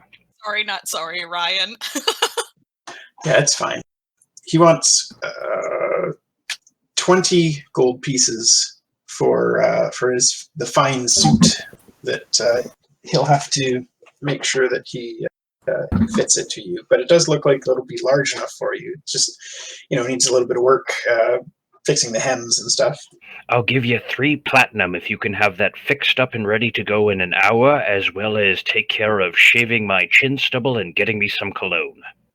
Of course, sir. Yes. Let's get right to it then. And he puts up a closed sign on the door and immediately goes to work fitting the suit to you and getting you all cleaned up. And you look the best that you've ever looked in terms of civilized society in your entire life. No time to waste. I am rushing off to another location in the city that I am going to send to you. Okay. Oh, okay. I'm going to go to the rest of the group first because they get to the inn before you get there. You guys get to the Gilded Snowflake Inn, and jaw-droppingly immaculate. There's this huge crystal chandelier in the middle of a gigantic foyer area with a polished desk at the side and bellhops, and they look at you, road-worn travelers and warriors, and immediately talk amongst themselves quietly, ignoring your presence. To look to Ysmyr for leadership because she is clearly the high-class one out of the 3 of us. I'm pretty comfortable in here. Yaereene, you cool with this? Yeah, this is kind of nice. Do you need me to talk? Oh, Or yeah, you- definitely, yeah. Ysmyr will approach the front, and I am in need of 6 rooms. And a bath, right? And the workers start giggling amongst themselves. Yes. Is that how you talk to everyone who defends your city? Well, we don't normally get people like you in here. People like who? You. Look at you. And look at them. And the bellhop points towards other guests who are lap dressed, all perfumed and wearing heavy makeup. They are certainly not at all looking like adventurers off the road who have been doing bloody battle. I am going to lean in and mention to Ysmyr very quietly, but in a loud enough whisper that everyone else can hear me, and say, "This is the nicest place I've ever been to." That will definitely help our situation. Absolutely. And I'm also staring around a bit like a creepy bumpkin right now. Well, regardless, I'm with Lady Yaereene Valerieth, and she needs the rooms for the night. Yaereene will try and do her best impression of her mother being noble and not say anything. She'll just nod, but try and look like she's, confident. Let me know if you need me to roll deception on that. At the mention of Yaereene, an older elf comes walking up in a well-trimmed suit and says, "Ah, Yaereene Valerieth. I haven't seen you in quite some time. Well, your family are such good friends. Can I get you a room and perhaps a change of clothes, cleaned up a bit?" Yes, that's what we were coming here for rooms and to refresh, as obviously we need that a little bit. And you do recognize that this is Aloysius Woodsworth, the owner of the inn, and he has been a longtime family friend of your parents. And he immediately claps his hands gently, and people come to sweep you away and escort you off to your own room and My take friends proper care also of you. need rooms as well. I must stay with them. As they sweep you off, Aloysius says, Yes, my dear, of course. Any friend of yours is a friend of mine. We'll take care of them as well." Thank you. And the moment Yaereene is swept off through a set of doors, Aloysius turns to the rest of you, and his demeanor immediately turns colder as he looks you all up and down and says, yes, of course I will treat the friends of the Valwraiths well. There is a steep cost, of course, for staying in a fine establishment such as this. I will be requiring 10 gold pieces each for room and board, and should you require a change of clothing, we can, of course, call on tailors to find something appropriate for you during your stay. I will not have you traveling in such garb in my establishment. Do I make myself clear? Crystal. I've got the biggest shit-eating grin on my face right now. Oh, let's see. Need rooms for elves, Counselor Yuri. So that would be 60 gold then? I said six. Well, no, you said you had Yaereene covered, so that would be 50 gold, correct? 50 gold for 5 rooms, yes. If you require a change of clothes, that will, of course, be more. Add another 20 gold on for each of you. All right. So 150 then? Perfect. And she pulls out the gold. Even throws in some, like, pays the 50 in 5 platinum pieces, and then, or the gold, the 100 gold and 10 platinum pieces, and the 50 and 50 gold pieces. When you pay without balking, Aloysius quirks an eyebrow but smiles and says, "Well, very good. Welcome to the Gilded Snowflake." And he claps his hands lightly again and says, "Please show our guests to their rooms and outfit them with some suitable attire." And you're all swept off to your own individual rooms and shown a very lovely assortment of suits and dresses of your choosing, and you all prepare for a lovely date evening. And Tempus, we're going back to you. As they're parted, Ysmyr just glares at Rhodes and is like, "This is your fault." I give Ysmyr a thumbs up. Oh, and she'll give Counselor Yuri and Tempus's name, by the way. I should mention that. Okay. All right, Tempus, you approach the manor. So, just going to feel this out here. Like the last time I was here, I was under somewhat different circumstances. I was naked. I didn't have the extensive burn and facial scarring that I do now. And I wasn't dolled up and dressed to kill. So, rolling up to the front the front gate, is there any sign of recognition or like any sign of overt hostility as I roll on up? I'm not even sure they would recognize you at this point. So I'm going to say no overt hostility as you approach the manor. Good evening. I have a very important message for the Lady Sonurella Valwraith and the Lord Valwraith. Ah, very good. Please, come with us.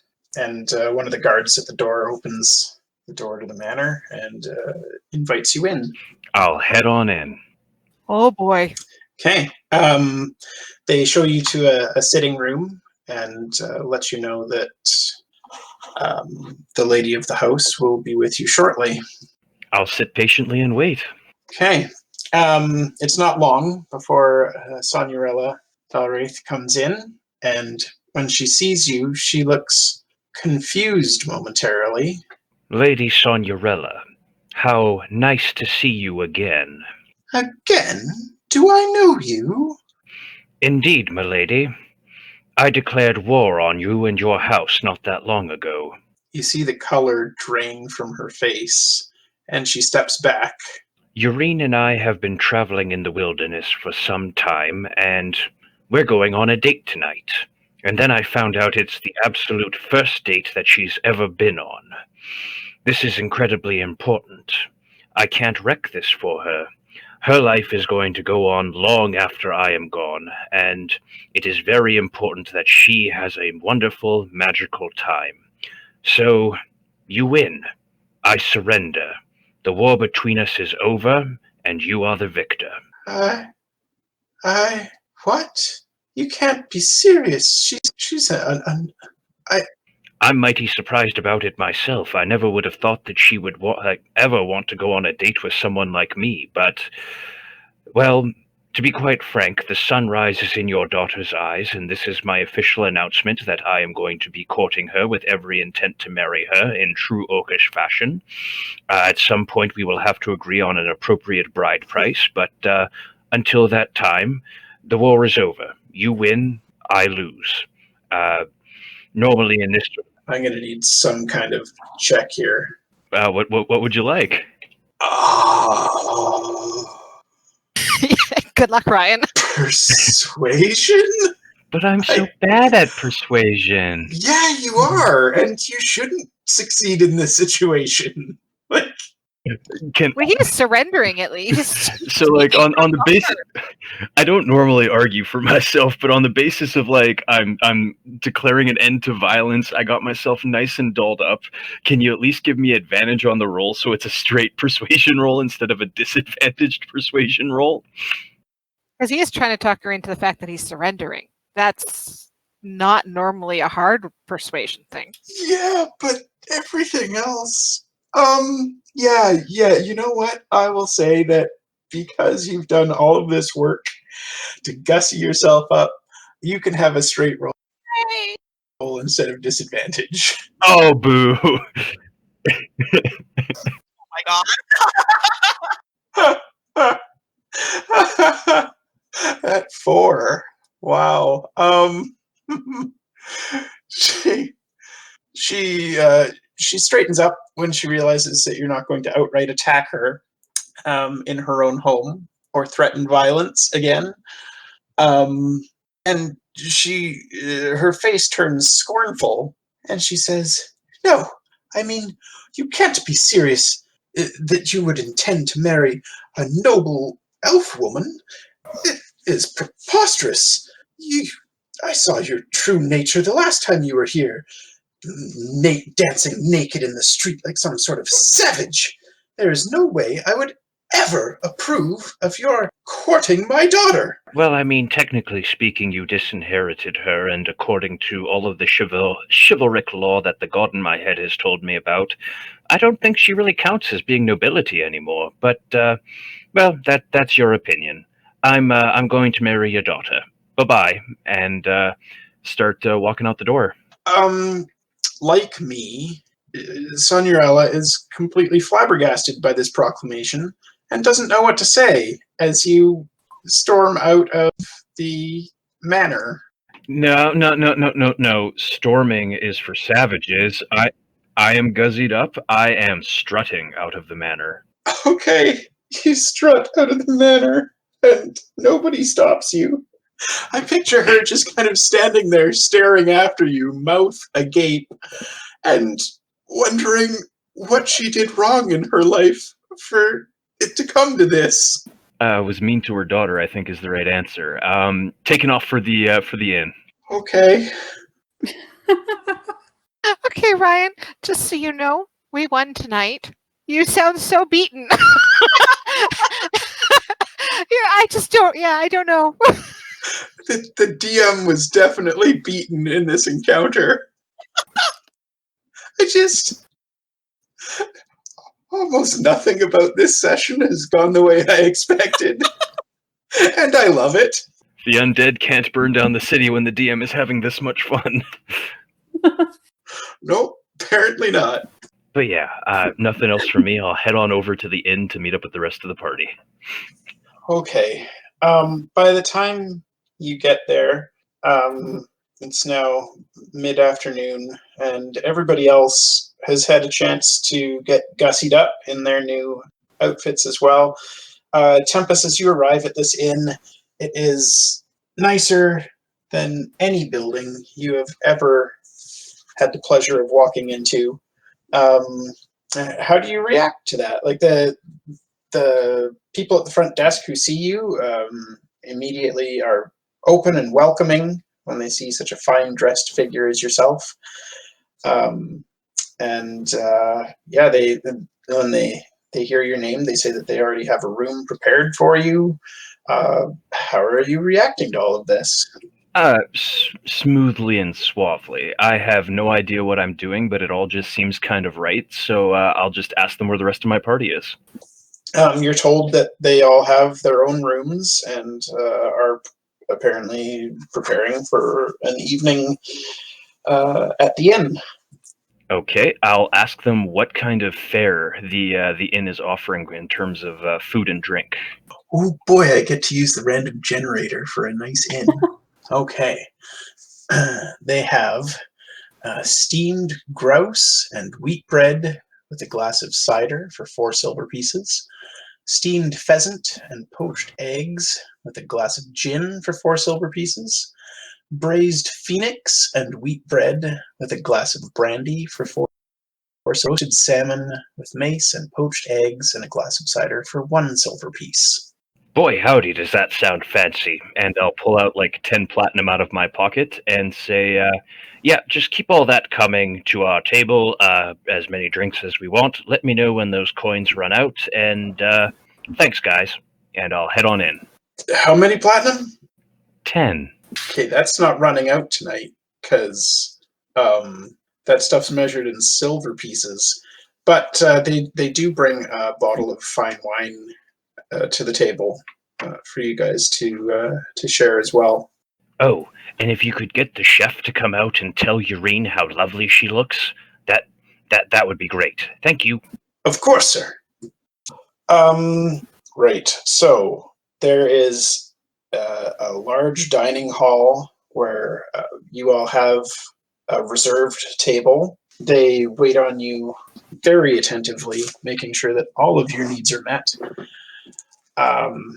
Tempus, when Yaereene walks into the room, you have never imagined that she could look the way that she does. Like, she's always had this sort of beauty about her, but they have really gone all out in dolling her up, and she is absolutely stunning when she walks into the room. Well, I'll of course rise appreciatively at the table and greet her as she comes and sits down and I'm going to compliment her on her looks and say, "Hey, Yaereene, you're all dolled up. You look great." Thanks. They brought all sorts of super fancy stuff. Yeah, it's going pretty good so far. I had no idea that just a couple of coins and you could get all of this to happen. You look very nice too. Oh, thank you. And yeah, is the rest of the party like in the dining room with us? Have they like shared our table? Do they have a table of their own? What's everybody up to? I'm going to leave these decisions up to you guys, how you want to handle the party interacting in the dining hall. Yuri will be joining you. So yeah, you guys figure out the seating arrangements and everything. Is it going to be like one of their larger tables, but Tempus and Yaereene are at one end, and then like Ysmyr, Rhodes, and Yuri are at the other? That sounds reasonable. Yeah, could work with that. I am assuming Ysmyr would have grabbed the book that was promised and has that ready. Yep, no doubt. And yeah, I'm just going to say is probably cleaned up and in a dress, which probably no one expected her to be dressed up in, but... I want like Rhodes to like meet Ysmyr as they're about to enter the dining room, and then like he offers her his arm as gentlemen do, but like you can tell he's kind of awkward in it in the sense that he's never done it before and he's just trying to fit the mood. Ysmyr, you look wonderful. With a small like, we're actually doing this sigh, she'll accept Rhodes' arm, but she'll give Yaereene a small smile and be like, "Oh, thank you. You look absolutely beautiful tonight." Tempus is lucky. Thanks. I don't know how we all got into this, though. Still don't know. Still don't get it. It's been a long couple of days. I think we've earned the reprieve. What time do you think we have to go defend the walls? Later. I don't know how long this is going to take. For now, I guess you two enjoy your date. Don't worry about end times. And we'll wait for the counselor. Okay. Yaereene will help herself to some of the braised phoenix. All right. Tempus and Yaereene, I'm curious about how this date's going to go. You're not the only one. See, Tempus was AFK for a minute, so he might not be back yet. Yeah, maybe go with the other guys for a few moments. All right. What are the rest of you discussing while Tempus and Yaereene are having their date at the other end of the table? I honestly don't know, because Ysmyr was not ready for any of this. You and me both. So honestly, she's probably just sipping her drink and enjoying some food and just being like, I don't know how I let you talk me into this. Like, she's still stuck on that. What, you have young love blossoming between your companions here? Why not take a night off to yourself, have some drinks, enjoy the happiness they are creating in this moment, Ysmyr? I'll rephrase. I don't know why we are here. I'm very happy for them. In fact, I was encouraging that. We are here for Counselor Yuri. Right. You mentioned he showed up, or has he yet, Ryan? And Ryan, one of the things that I do mention is my uncertainty. While Ysmyr was helping me get ready, and is that something seemed a little off about his religion comment, but I wasn't sure what. So maybe they could chat about that over supper tonight. Good to know. So now that Tempus is back, Tempus, I'm curious about your plans for how this date's going to go. I mean, I don't have a lot of plans. We're going to eat a lot of food, drink a lot of drink. Yaereene and I are going to chat about things. If Yaereene is being quiet, then Tempus will tell her funny stories about his youth and growing up in the woods. If she's willing to talk, then he'll very happily listen. It's a date. We're talking about things. We're breaking the ice. Every once in a while, like, I might try and do something to really spice it up. Like, I don't know if they have like an in-house orchestra or anything, do they? They do have live music. It's not a full orchestra, but there are definitely a variety of instruments and a singer working the room. I'll tell Yaereene to give me a minute and ask if they have if they know any Orcish songs. They don't. Most of the songs that they know are Elven. Okay, what's the most romantic Elven song you know? And I'll give him the name of one I've loved since I was a child. They know it, and they will play it beautifully. And if it's a slow dance tune, we might even get out there and do some two-stepping or slow dancing. Yeah, she'd dance. Unless people are looking at her. If people are looking, like Ryan, are there other people looking if she dances? They're not paying particularly close attention to you. You just look like other noble people in a room of noble people. So nobody's paying particular attention. Excellent. Thank you for that. I would like you both to give me, well, if it's a slow dance, say an easy performance check. Oh, look at that. You both passed with flying colors, and you have a very nice dance in the middle of the ballroom area adjacent to the dining room. And yeah, just talking about our adventures, talking about, what sort of has brought us to here, talking about, maybe some plans for the future about how, I don't know how we're going to beat the zombies, but honestly, having this night to ourselves is this is good. It makes me feel like there's maybe hope we can refocus and do something about the undead plaguing us, tomorrow in the morning. And just reminding her that I'm really looking forward to when we can both hop in the tub later, because I'm going to braid her hair and she gets to braid mine. And just talking. Well, and her upbringing was fairly constrained, so she's fascinated by the freedom that he had in his youth to actually do things. She does blush at the bathing talk, but other than that, pretty good. And she says that he may need to teach her how to braid because she only knows simple braids. Well, simple braids are fine. I mean, you've got to make sure that you do it not too tight, because my hair is pretty coarse. It'll pop and break if you do, but you can't have it too loose either, because then the braid gets sloppy and comes apart too quick. And yeah, we'll while away the hours, and unless there's any interruption from anyone that might be rolling dice in the background, we'll spend our evening. Okay. Actually, no, that's not the end of it. At one point, I am going to head over to Ysmyr and Rhodes and just check in on how they're doing. Sorry, I asked earlier. Did Yuri show up and join us? Yes, Yuri has arrived. As Tempus and Yaereene go off to dance, Yuri shows himself in and sits with you at the end of the table. And he sits down and starts like drumming his fingers on the table. Ah, Yuri, we were expecting you. What's your poison? What can we get you to drink? A water would be fine. Oh, no. We are celebrating. Water won't cut it. You're celebrating. I'm not. We would like you to join in our celebration. How about they brought wine earlier? How about a glass of wine? I'll have a glass of cider then, I suppose. Works for me. Let's get this man a glass of cider. And they bring him a glass of cider, which he sips slowly.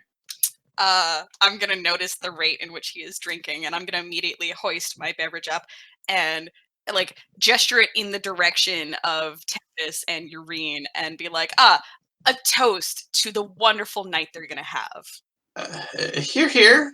And he raises his glass and again takes just a very small sip. As he raises the glass to his mouth, I would like to reach across and tip the bottom of it to encourage him to keep drinking. I think that's going to be like an unarmed strike to try to force him to drink, because he would resist that. Fair. Here we go. That's a hit. So he's just taking a sip and doesn't notice as you reach over and throw his glass back, and he winds up with a mouthful of cider, which he swallows, sputtering. Says, honestly, what is the meaning of this? Clearly, my companion is not practiced in proper society. She just gives Rhodes a pointed look. I'm just so excited for them. Sipping just seems like you don't sip on a good toast. I do. Live a little, let loose, just for one night, Yuri. Oh no. The alcohol appears to be hitting him a little harder than perhaps you would expect. And he says, very well. I'll try to loosen up a bit, but can I please see this book? I'm so excited about the book. Yes, that'll come later. Now I just wanted to know our friend Counselor Yuri. It's just everything's been so rushed the last while. I want to know your aspirations, your dreams, what drives you to research. He looks around the room somewhat sheepishly, and even after the cider is obviously still somewhat guarded, and says, I really would rather not discuss those sorts of things in present company, if you don't mind. But why? Let's just say that my private matters are private. I have a public persona as a counselor, and I have my own private interests that I don't speak about freely. You're among friends tonight, Yuri. There's no private public personas here. There's just us enjoying the night. He leans closer and says, it's not you that I'm hiding things from. And he gives a pointed look at other tables of nobles in the area.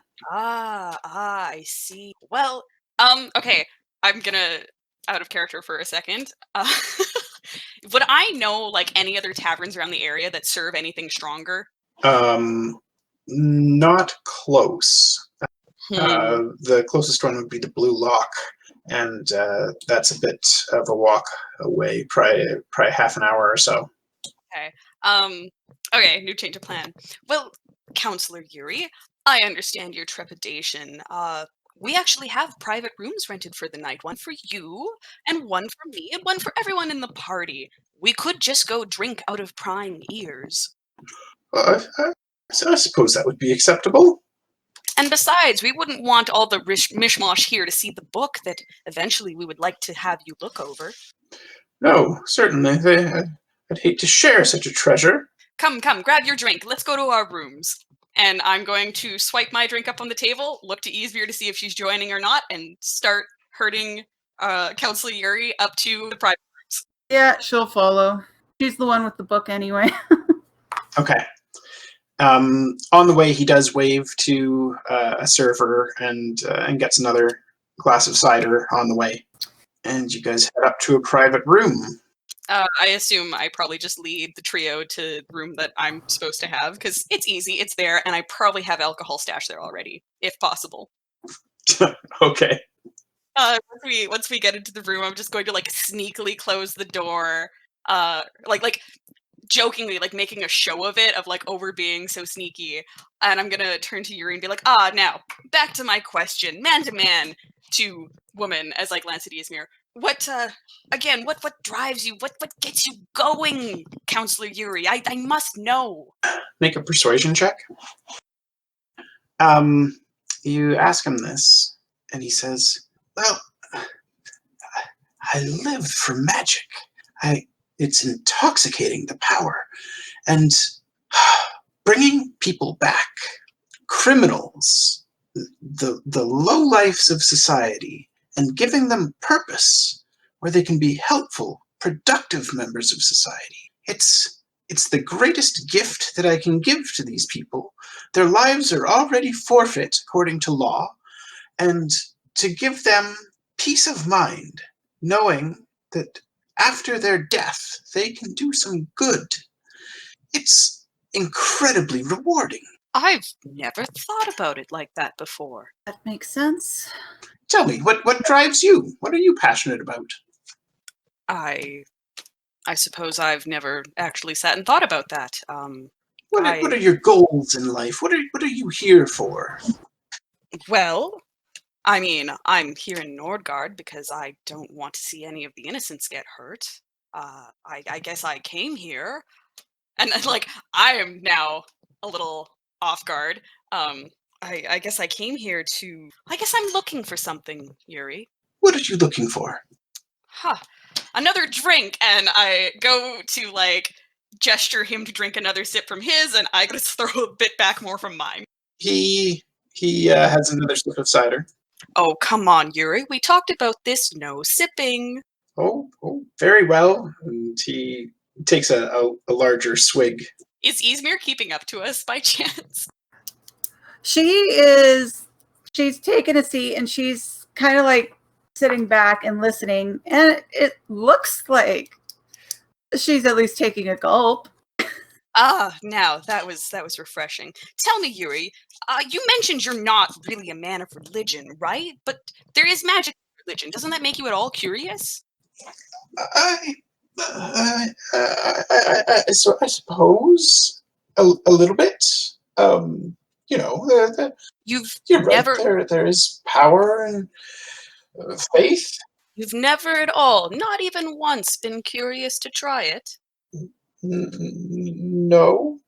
Now, would this go against what Yaereene and I sensed from him back at his manor? You definitely sense that he is being cagey and not entirely honest with you. Oh, come now, Yuri. We all turned to religion for our reasons. I mean, before I turned to being a cleric, well, let me tell you some of the things I got into. I was the last person you'd expect, but when I did find what I was looking for, it really changed things for me, Yuri. And you're not even the slight bit curious? Well, I suppose I do have a small bit of faith. Generally don't talk about it. It doesn't come up in conversation very often. People accept that I'm a wizard and don't think any more of it. We're among friends here. You can talk openly. Give me a persuasion roll. Sure thing. Hopefully this is just as good as the last one. Well, I saw the way that you spoke of Dowreth, and I have some concerns about how you might perceive the sorts of faith that I have. But I mean, you already understand that I'm a necromancer, so maybe you'd be understanding. Of course, please continue. There is a god that there is a god that I pray to from time to time. Not so much for spells like clerics do, but just for peace of mind and a feeling of guidance in the world. And she understands my motivations and my desires to make the world a better place through the undead. Of course, we all want to see the world a better place. I don't know that I'm familiar with a god that does that. Who is it? Well, her name is Weejas, and she is a goddess of magic and undeath. And I know some people are afraid of her because of her reputation as more of an evil type of god. But she is to followers who aren't necessarily as evil as she is. I would never claim to be a good person per se, but we both have a lawful way of looking at the world where we respect the laws of the land and work within them, and so she's been receptive to giving me the odd boon here and there, I guess you would say. Of course. I mean, you can still have many difference of opinions and be great teammates, or in this case, god and worshipper. Tell me, have you prayed to her much lately? With everything that's been going on? Yes, I have, especially when conducting my research into the zombie rot and the plague that spreads across the land. I was hoping that perhaps she would have some divine insights into how the magic of Dowreth works, and she has been helpful because I believe that she fears Dowreth and wants us to find a way to undo his power. You know, Yuri... Or at least we agree there. And I turn to Ysmyr and I gesture for the book. Let's have a look at this book, but I'd love to grab a drink with you sometime and talk about this again.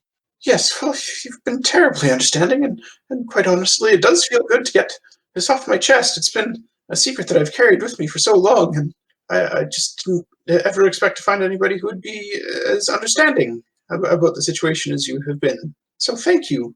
Of course. We all have our secrets, Counselor Yuri. And assuming Ysmyr hands over to the book, I will happily offer it to him. As he's taking the book, he says, well, if you have any secrets that you wish to share, and I promise I will listen just as well as you have listened to me. I'm in your debt. Of course. If there's ever anything that you need a wizard to help you with, just let me know. Of course. Much appreciated. We'll table that over our next set of drinks, shall we? And remember, Yuri, no sipping. Yes, I remember. I honestly can't believe any of that worked. Oh my god. I hope that book helps you in your research. There's a few things in it that I hope to find answers for as well. I'm sure we'll have a better chance to talk when things are a little less chaotic. He's already flipping the book open and losing himself in the stories. Because I just want to be clear, out of character. This is the Elven history book, like the one we got that has the 4 parts, correct? Or 5 parts? Okay. So the dwarf wars, the vile magic and orcs, not the journals. Yeah, the Elven That's history probably book. wise. Yeah. Perfect. All right. Well, when you're done that, if you want to discuss its content, we'll be around. Okay. Is there anything else that anybody wants to do tonight? I do want to check on the city walls at some point in time and make sure everybody's okay, but I assume that would be a part of our date, Tempus. A romantic walk along the walls sounds wonderful. Okay. Yeah, you guys can definitely do that. Which wall did you want to walk along? Probably the east where all of the zombies were. Okay. And just make sure everything is okay there. I know that you said that they weren't usually people out at night, so I guess that would be one of my questions. Are there people around right now? There are people, but they all stay behind the wall still. Even though Okay. you say that you dealt with the nightmare monster that had been out there snatching people, they're still cautious. Sounds good. For Rhodes and Ysmyr, I don't know if they just plan on leaving Yuri there to read or what, and go back down. What's Rhodes feel like doing? I think Rose will probably like hang around and like drink with Yuri if there is still like even like chatting conversation. He'll probably keep it going, but he won't be too exciting. But I think he'll probably stay in the room. Also, he did take you guys up to his room. So he's going to stay there. Yeah. I guess it depends on how fast Yuri reads. He's taking his time reading through it. He doesn't want to miss any details since this is a once in a lifetime opportunity to read this book, as he's been told. So he's been muttering to himself as he rereads passages to make sure that he fully understands everything, and like he's definitely taking his time. Okay. Then Ysmyr will leave the two guys at it for now. And if they haven't left yet, she'll go down to check on Yaereene and Tempus and see what their plans are. And we're not there because we've stepped out on a walk. Haha. Haha. Yep, they're off. But KTR is still down there drinking by himself. And she's just, kind of like not sure what to do with herself anymore. So, I don't know. She'll go back to just hang out with Rhodes and them a bit, be like, I'll want that book back. And then she's going to go to her room or something. Okay. Rhodes, you are alone in the room with Yuri. That I am. So Is there anything you'd like to discuss with him? how likely is it that I would be able to divert divert his attention away from the book? Well, you'd have to try and find out. Fair. I want to reread something that I wrote down. So I might be a second, sorry. Sure, no worries. I will jump to Tempus and Yaereene. You guys have walked across town, and you're at the wall. Are you guys peeking over the wall to see what's going on out there? Oh, yeah. Or Yep. what are you doing? Okay. So in the evening now, it's dark, but you can still see dark shapes of undead figures standing as far as the eye can see across the field. Just less undead out there. So it doesn't really look like anything has changed from earlier? Nope. Oh, well, at least that's good. You know what else is good? What? Tonight. It has been a very good night. This is the nicest date that I could have imagined for a first date. Phew. I'm glad that it wasn't disappointing. And you know what? Honestly, it was a lot of fun getting guzzied up and trying to be worried about things. You know, civilized folk, you're not all wrong about everything. It was a great evening, thank you. No, thank you. Now, shall we retire away to the inn? Sounds good. I'm glad everything's safe out here. And we'll head on back. Famous last words. Yeah, I know, I had to say them. I thought it as I said it. No, I declared it. We head on back. We get there. No incident. I said it, so it must be true, right? Not exactly. Rhodes, have you had a chance to read through what you wrote? Yes, I am good to go. So I'm just gonna like casually. Okay, let's do this conversation then before we get to the other stuff. All right. So I'm just gonna casually top up mine and Yuri's drinks and sit down again and be like, Yuri, can I ask you a personal question? I mean, not really personal, but can I ask you a question? He glances up and says, "Well, yes, of course." Are you familiar at all with any of the abyssal or infernal languages? Yes, I am. Well, why do you ask? Out of curiosity, how far does that knowledge go? Like, are you familiar with the abyssal planes? Are you familiar with any of that, by chance? Yeah, yes, I have quite a bit of knowledge in the arcane arts and the planes themselves. It's almost mandatory reading for a wizard. I was wondering if you could help me, Yuri. I came to Nordgard looking for someone. Okay. Someone in particular? It's He was also a wizard. Liked to dabble in a bunch of magic. He lived in the far north reaches. Sorry, what was the name of that town again? That's a good question. I don't know if we had ever decided on it, had we? I don't recall. Insert random town name here. Okay. He was a wizard from the far north. I wonder if you've ever heard of him. His name was Orathan. You know, I don't. I haven't traveled far north before, but that name does ring a bell. Oh, Not anyone you a little bit know him by foggy at the chance? moment. An elf. An elf. Is that correct? An elf? No, he wasn't an elf, but we lived near an elven community. Yes. Oh, yes. That does sound familiar. An elven community far to the north. I actually have a book about such a thing in my library, you know. An ancient elven castle. What was the name? Kaelin, I believe. Yeah, that would be the one.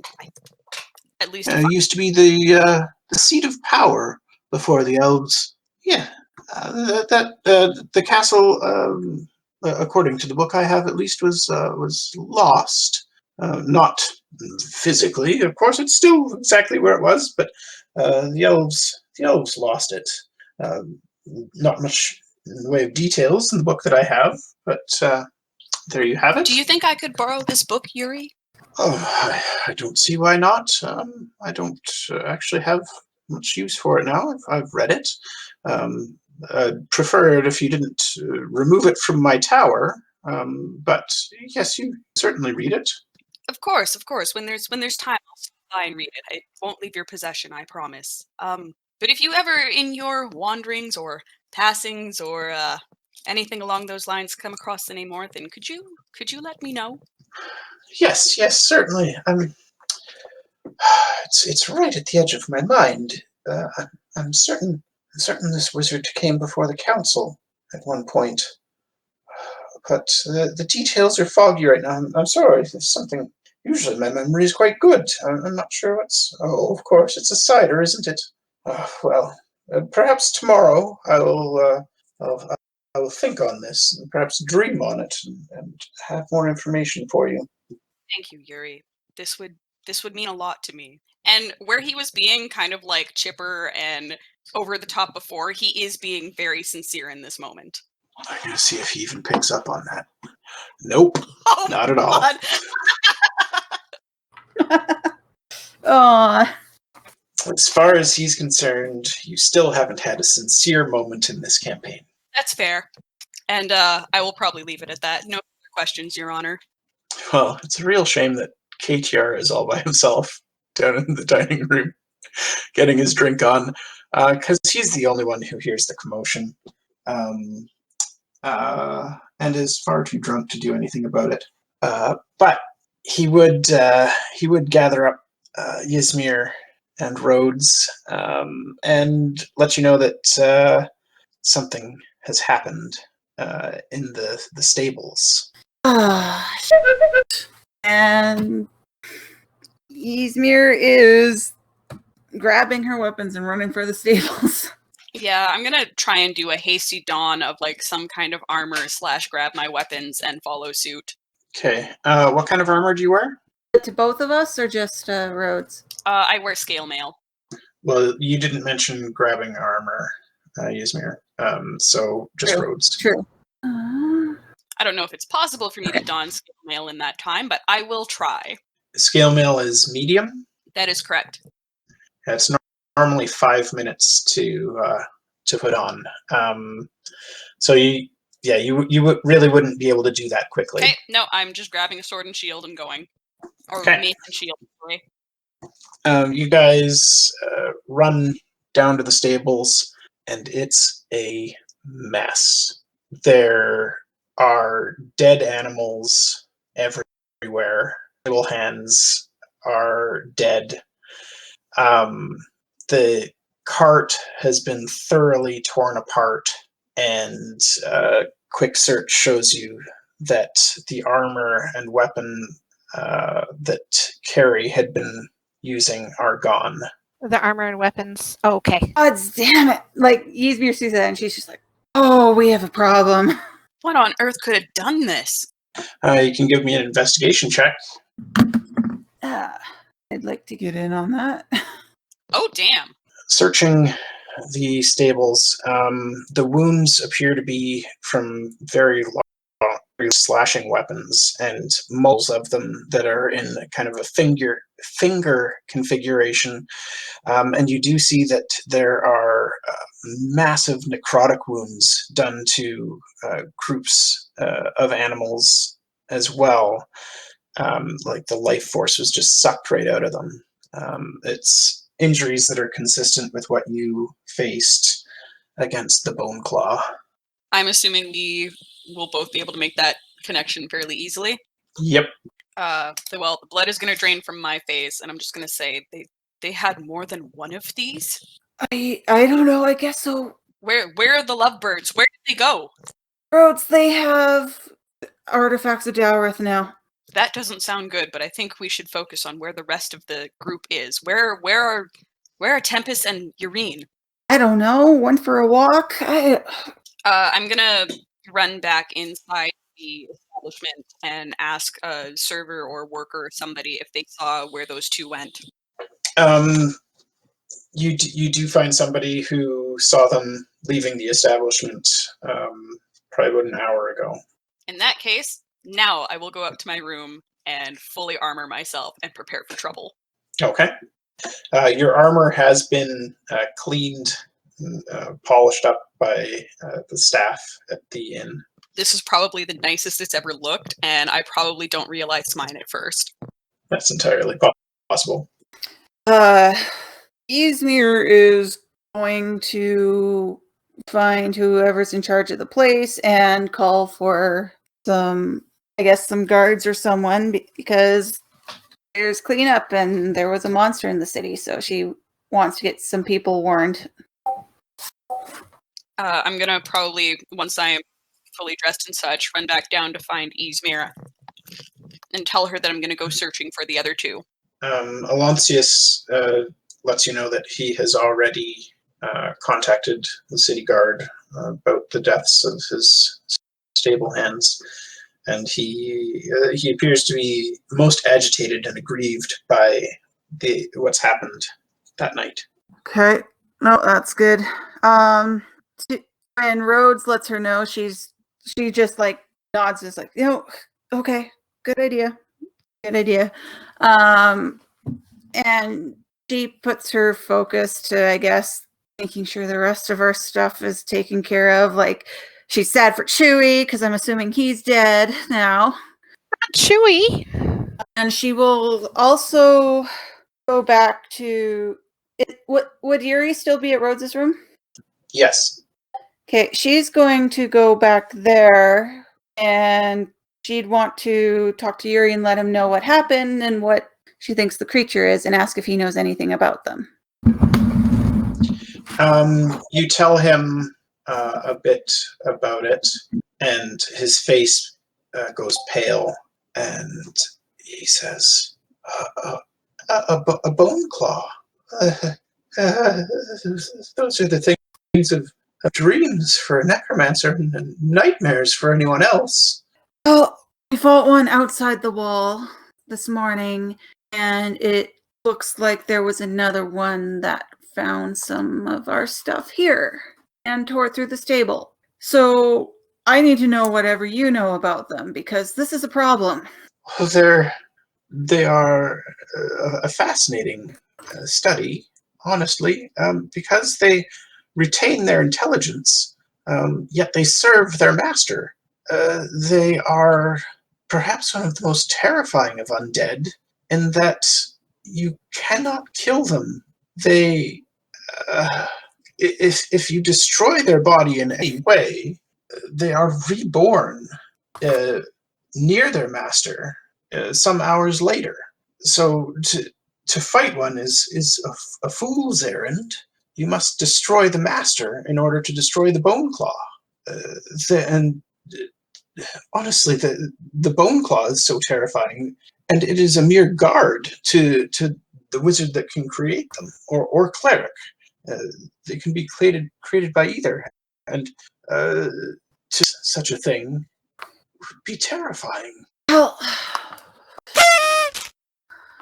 counselor, they have a wizard or cleric powerful enough to create a boneclaw somewhere that's ready to attack our city. And they stole powerful artifacts from my group, which will no doubt aid them in this venture. I think we're in trouble. Indeed. I'm glad I rested today. I'll go to the west gate, and I will go to the Temple of Sharo and plea with them to come and aid us and make sure that they understand the gravity of the situation, because if we do not have adequate defenses on hand to stop such a thing, especially with the zombie rot that I've been studying on their side, the results could be absolutely catastrophic for Nordgard. I agree. We need the temple working with us. We need more defenses than what we have. We need light. Lots of light. I remember that. I'm afraid that is not something that is in my spell repertoire, but I will do what I can to try to persuade the temple. They are a stubborn bunch, but I'm a city councillor. For goodness sakes, they should take me seriously and listen. And enough of this nonsense with Tempus destroying their faith. He's been in the city all day and hasn't made any move against them that I know of. It should prove to them that they're being ridiculous and selfish. I hope so. I hope they would agree to listen to the council, or realize that if they keep hiding, they're going to lose anyway. Maybe if their god realizes his enemies be winning, he'll change his mind and they'll change theirs. I don't know. Do you know of any way we could try and track Boneclaw down, or do we just have to hope we stumble upon it? Well, I'm not certain. If it attacked here and left, it may be that it will return with its master. If that is their intent, if they seek to attack Nordgard, I imagine the boneclaw will be sent in first to soften up the defenses before its master arrives.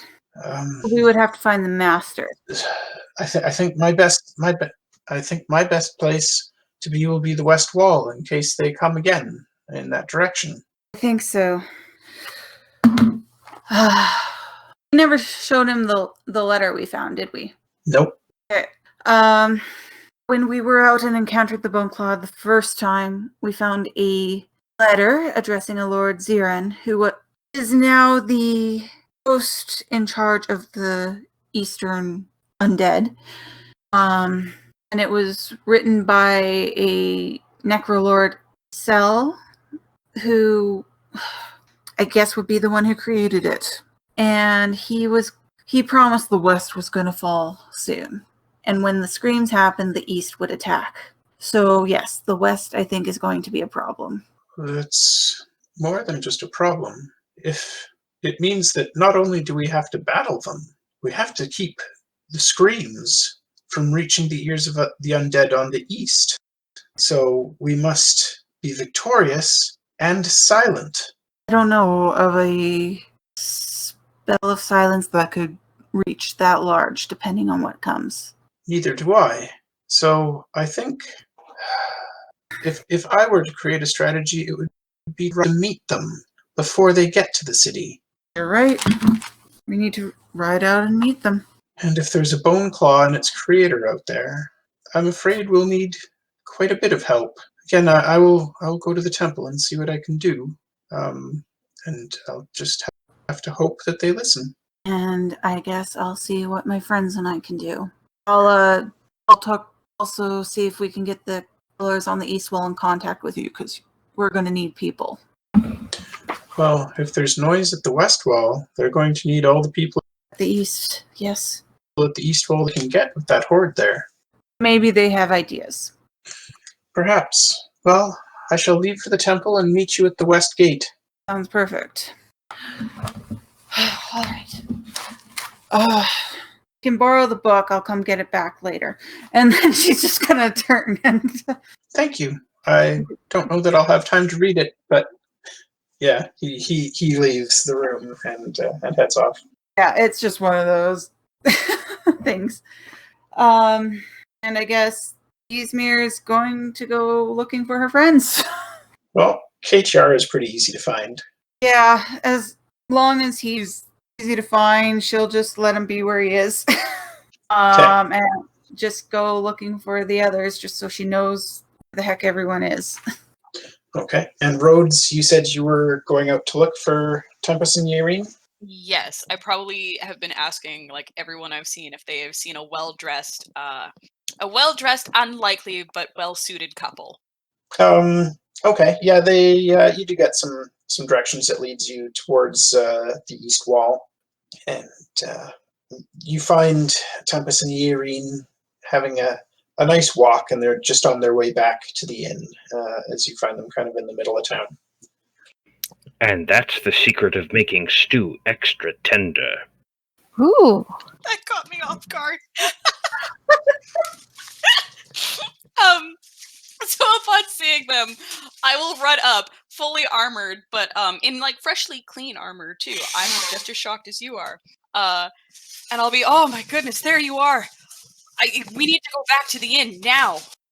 What's up? Has something happened? There's another boneclaw. Oh my goodness. The stables, it's in ruins, it's in tatters. The Ysmyr was worried about something that was taken off of you guys, off of the cart, and like he's a little worried because he's not exactly looking forward to facing another one of those, so he's a little chaotic in how he's speaking. Okay, let's go find Ysmyr, and she'll know what to do. She always knows what to do. No pressure. And I guess we'll head back to the inn. Okay. You head back to the inn, and you find Ysmyr there and Keitiara drinking away. So Should we change first, Ysmyr? We need to talk. what happened? So, while we were all doing our things, the stables were attacked by a boneclaw.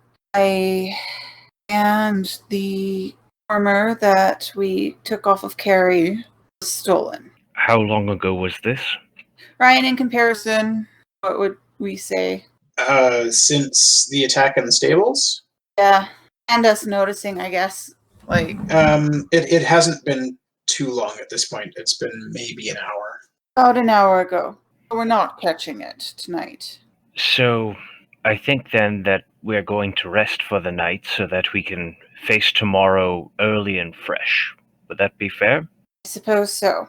Now, we're gone. I took another chance to talk to Counselor Yuri, just to see if he knew anything about bone claws, because he knows things. His words were they are the thing of dreams for necromancers and nightmares for everyone else, essentially. And apparently you can't kill them. You have to kill their master. But we killed one. I killed one. The same one is what probably came back and attacked the stables. What was explained to me was you can't kill them. If you destroy their body, they will return to their master. So essentially, I don't know where or how long ago, but it was clearly in just a few hours, because we killed one this morning and one was back and found us, or found our stuff. So, and we can't stop it unless we stop its master. And I would say that master's probably that Necrolord gonna have to deal with. And further talking with the counselor, he is going to do his best to up the defenses on the west wall, going to try and convince the clerics at the Temple of Shiro to get off their asses and actually start defending the city, because they've realized that if there's an attack from the west, we can't stop the screams. So we need to go out and meet them. You mean head out west of the city and try to hunt down the Necrolord? Essentially, yes. And hopefully, if we can get more help, because someone who can, again, according to the counselor, if someone can create a boneclaw, they are very, very powerful. So we're in trouble, guys. It certainly seems that way. Ysmyr, since we've returned to the city, I haven't really done much in the way of enforcing the will of Tempus. I've led the city councillors to consider capitulating to the undead, and now it seems I have handed over the weapons of the enemy that we were trying to hide from them. So I'm a little bit disappointed in myself. If Councillor Yaereene is unsuccessful at turning out the temple tomorrow morning, I think that I'm going to have to head there and see what I can do. Well, the other question is, do we head out tomorrow morning or tonight to the west to see if we can discover people? We probably need to wait till we can get help. We don't even have a cart anymore.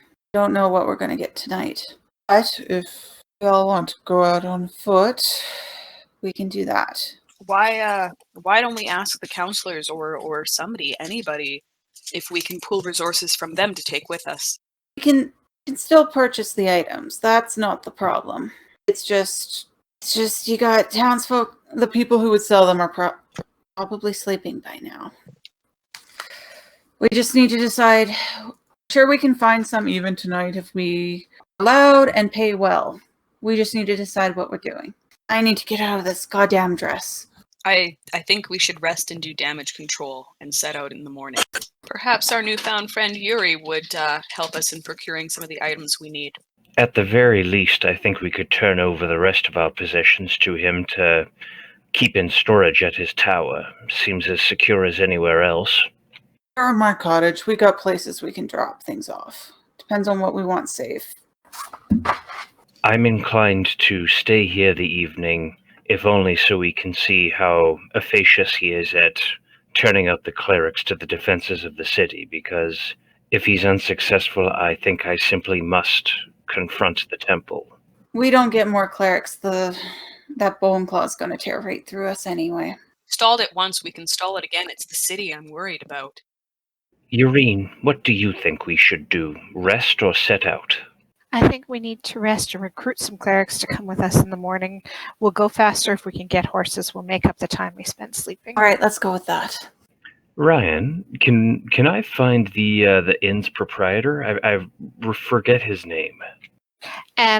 Annuncius Woodworth? Annuncius, yeah. Yeah. All right, Goodman. I'm given to understand that my mule died on your watch. A great many animals died in the stables, I'm sorry to say. Do you think you'll be able to procure animals for us for tomorrow? We're planning to ride out and deal with the undead scourge. If you can deal with whatever did that to my stables, I will certainly do my best. I will speak with the captain of the army and see if I can get some proper war horses for you to ride out with. How much do you think you'd need for that? Consider it paid. Ooh. Well, all right then. Of course, if you happen to lose the horses and can't return them to the army, then there may be some costs later. But for now, I will do what I can to procure them. Okay. Do you think you could also procure some porters to move our remaining goods and such over to Councillor Yaereene Rainstaff's tower? Certainly. Okie dokes. Thank ya.